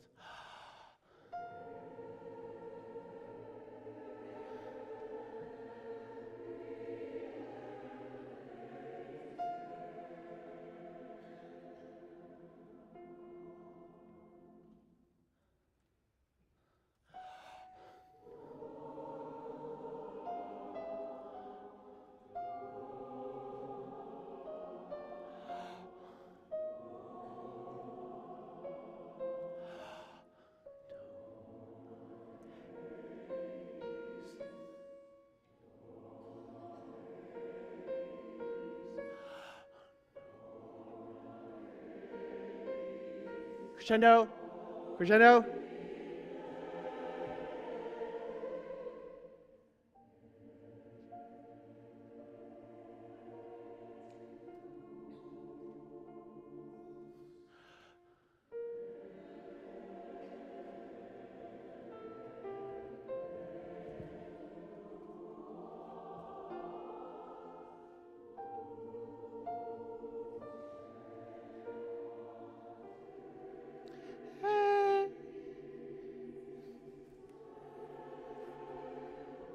Crescendo. Sing.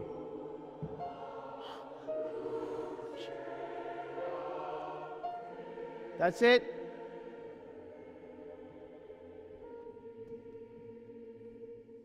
Nice.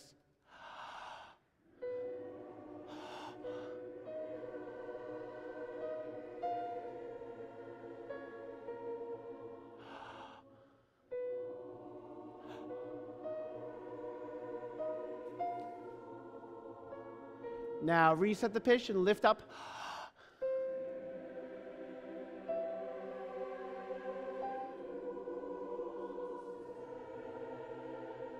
Crescendo. Altos and tenors. Tenors.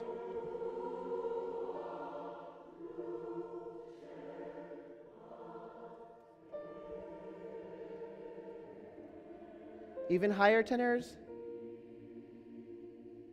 Now, really beautiful breath.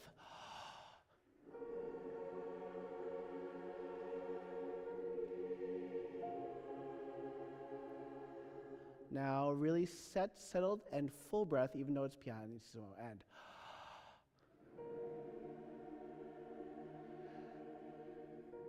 whatever she does,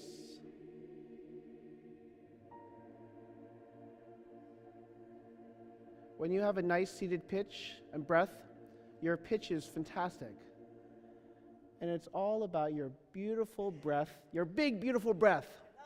Your too soon? It's about the breath that is seated and just gorgeous. And then all of a sudden, all the pitch issues disappear because it's like you're really supporting that note, right? That's really great. In the last minute, let's just keep on going. Liberami Domine de morte eterna, die la tremenda, quando cieli moventi.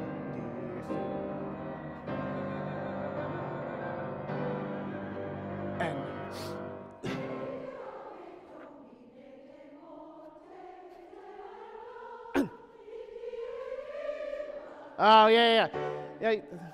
You love going down that water slide. Liberame Domine de morte eterna, in die latre, man, right? Try not to do that, right?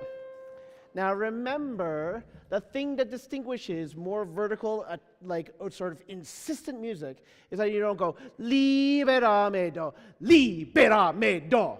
Libera do. Demand it. Ready? 2 and libera. That's it. Energy.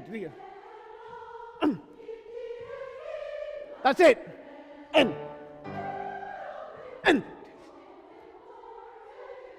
That's it. Altos. And. Here we go, basses. And.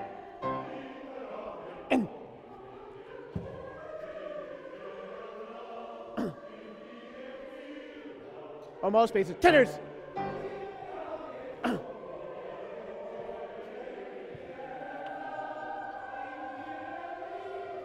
Here we go, basses and altos.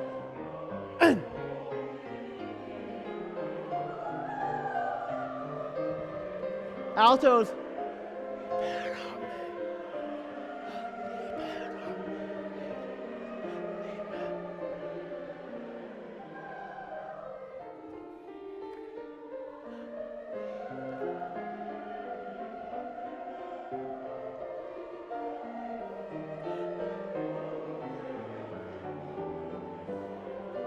That's it.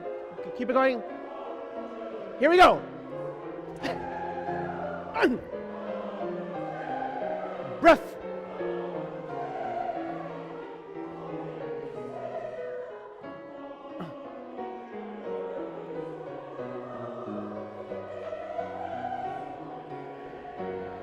Good. Yeah, remember that the articulation, we are not going to change dynamic much because the orchestra is very powerful. We want to make sure that we're always heard, and when we're segregated into 4 different voice parts, that we're always clear. So we're not taking apart dynamic, we're changing with articulation. So when we get to sopranos, bar 2, 15, 16, 17, 18, 19, 2, 19, remember exactly the opposite of the verb beginning. Liberame, liberame do, right? Let me just hear the sopranos right there. Whatever, is it 219? 2 and. Almost? No. Even more smooth. Liberame do, right? And then remember, it's not li up there, it's li. Liberame do, like you just came back from the dentist. 2 and. That's it. Yeah, that's much better. Yeah, that's much better, okay? Now, can we go back to basses? 207. Flat 9. 2 and.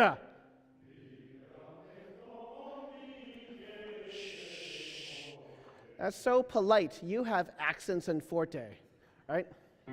And. That's it. Now remember that this is where we start to change. So the altos. Let's do altos and basses, starting from 209. 207. 207. 2 and.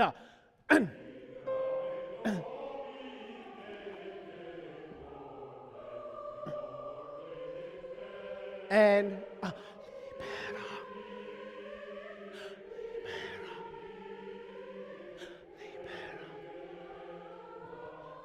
Yeah. That's much better. Let's do everybody. It's getting there. 207. 207.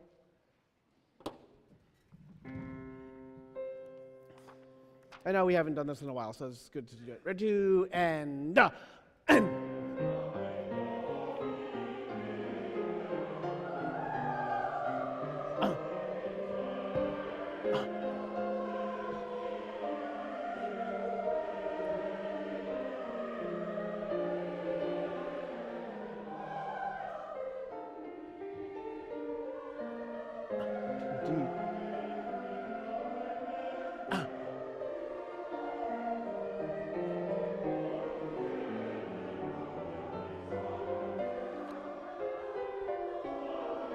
Here we go. And. Breath. And.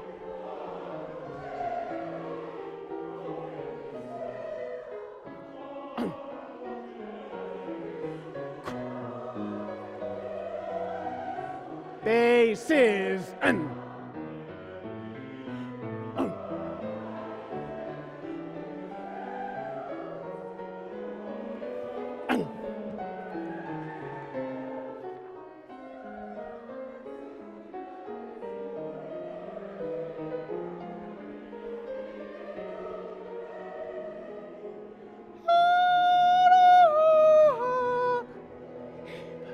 Yeah.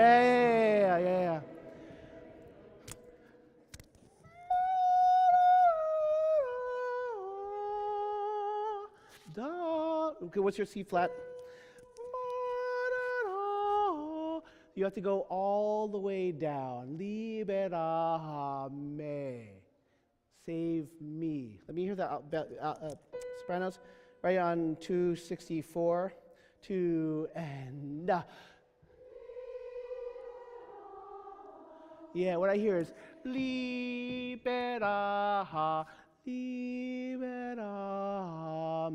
You want to make sure it's legatissimo as possible. We're literally double timing it. 2 and. Not bad.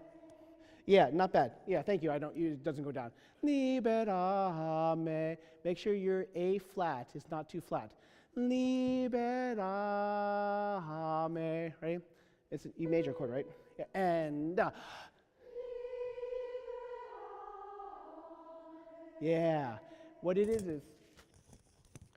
is don't spread the vowel too much.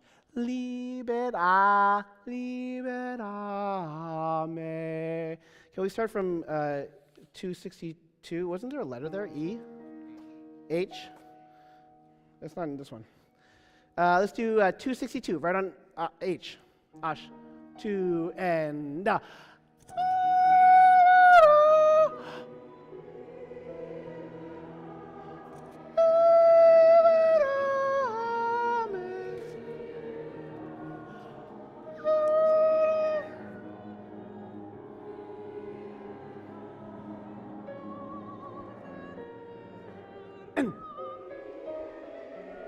Good. Yeah. Now, what you don't realize is underneath you, even though these are slow, beautiful dolcissimo chords that he says here, that the orchestra has. Can you play the right?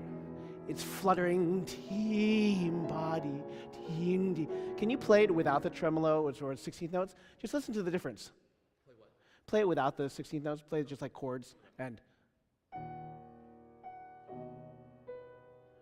That's peaceful, right? We could just do it again, right?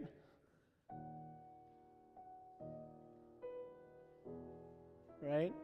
But if you add the tremolos, the 16th notes,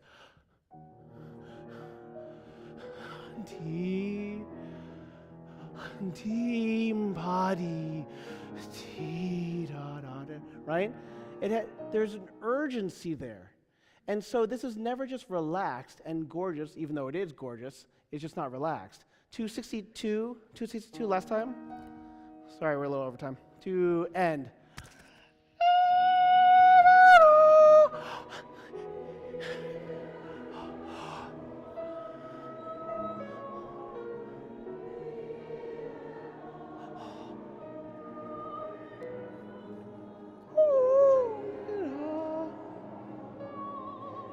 And tempo.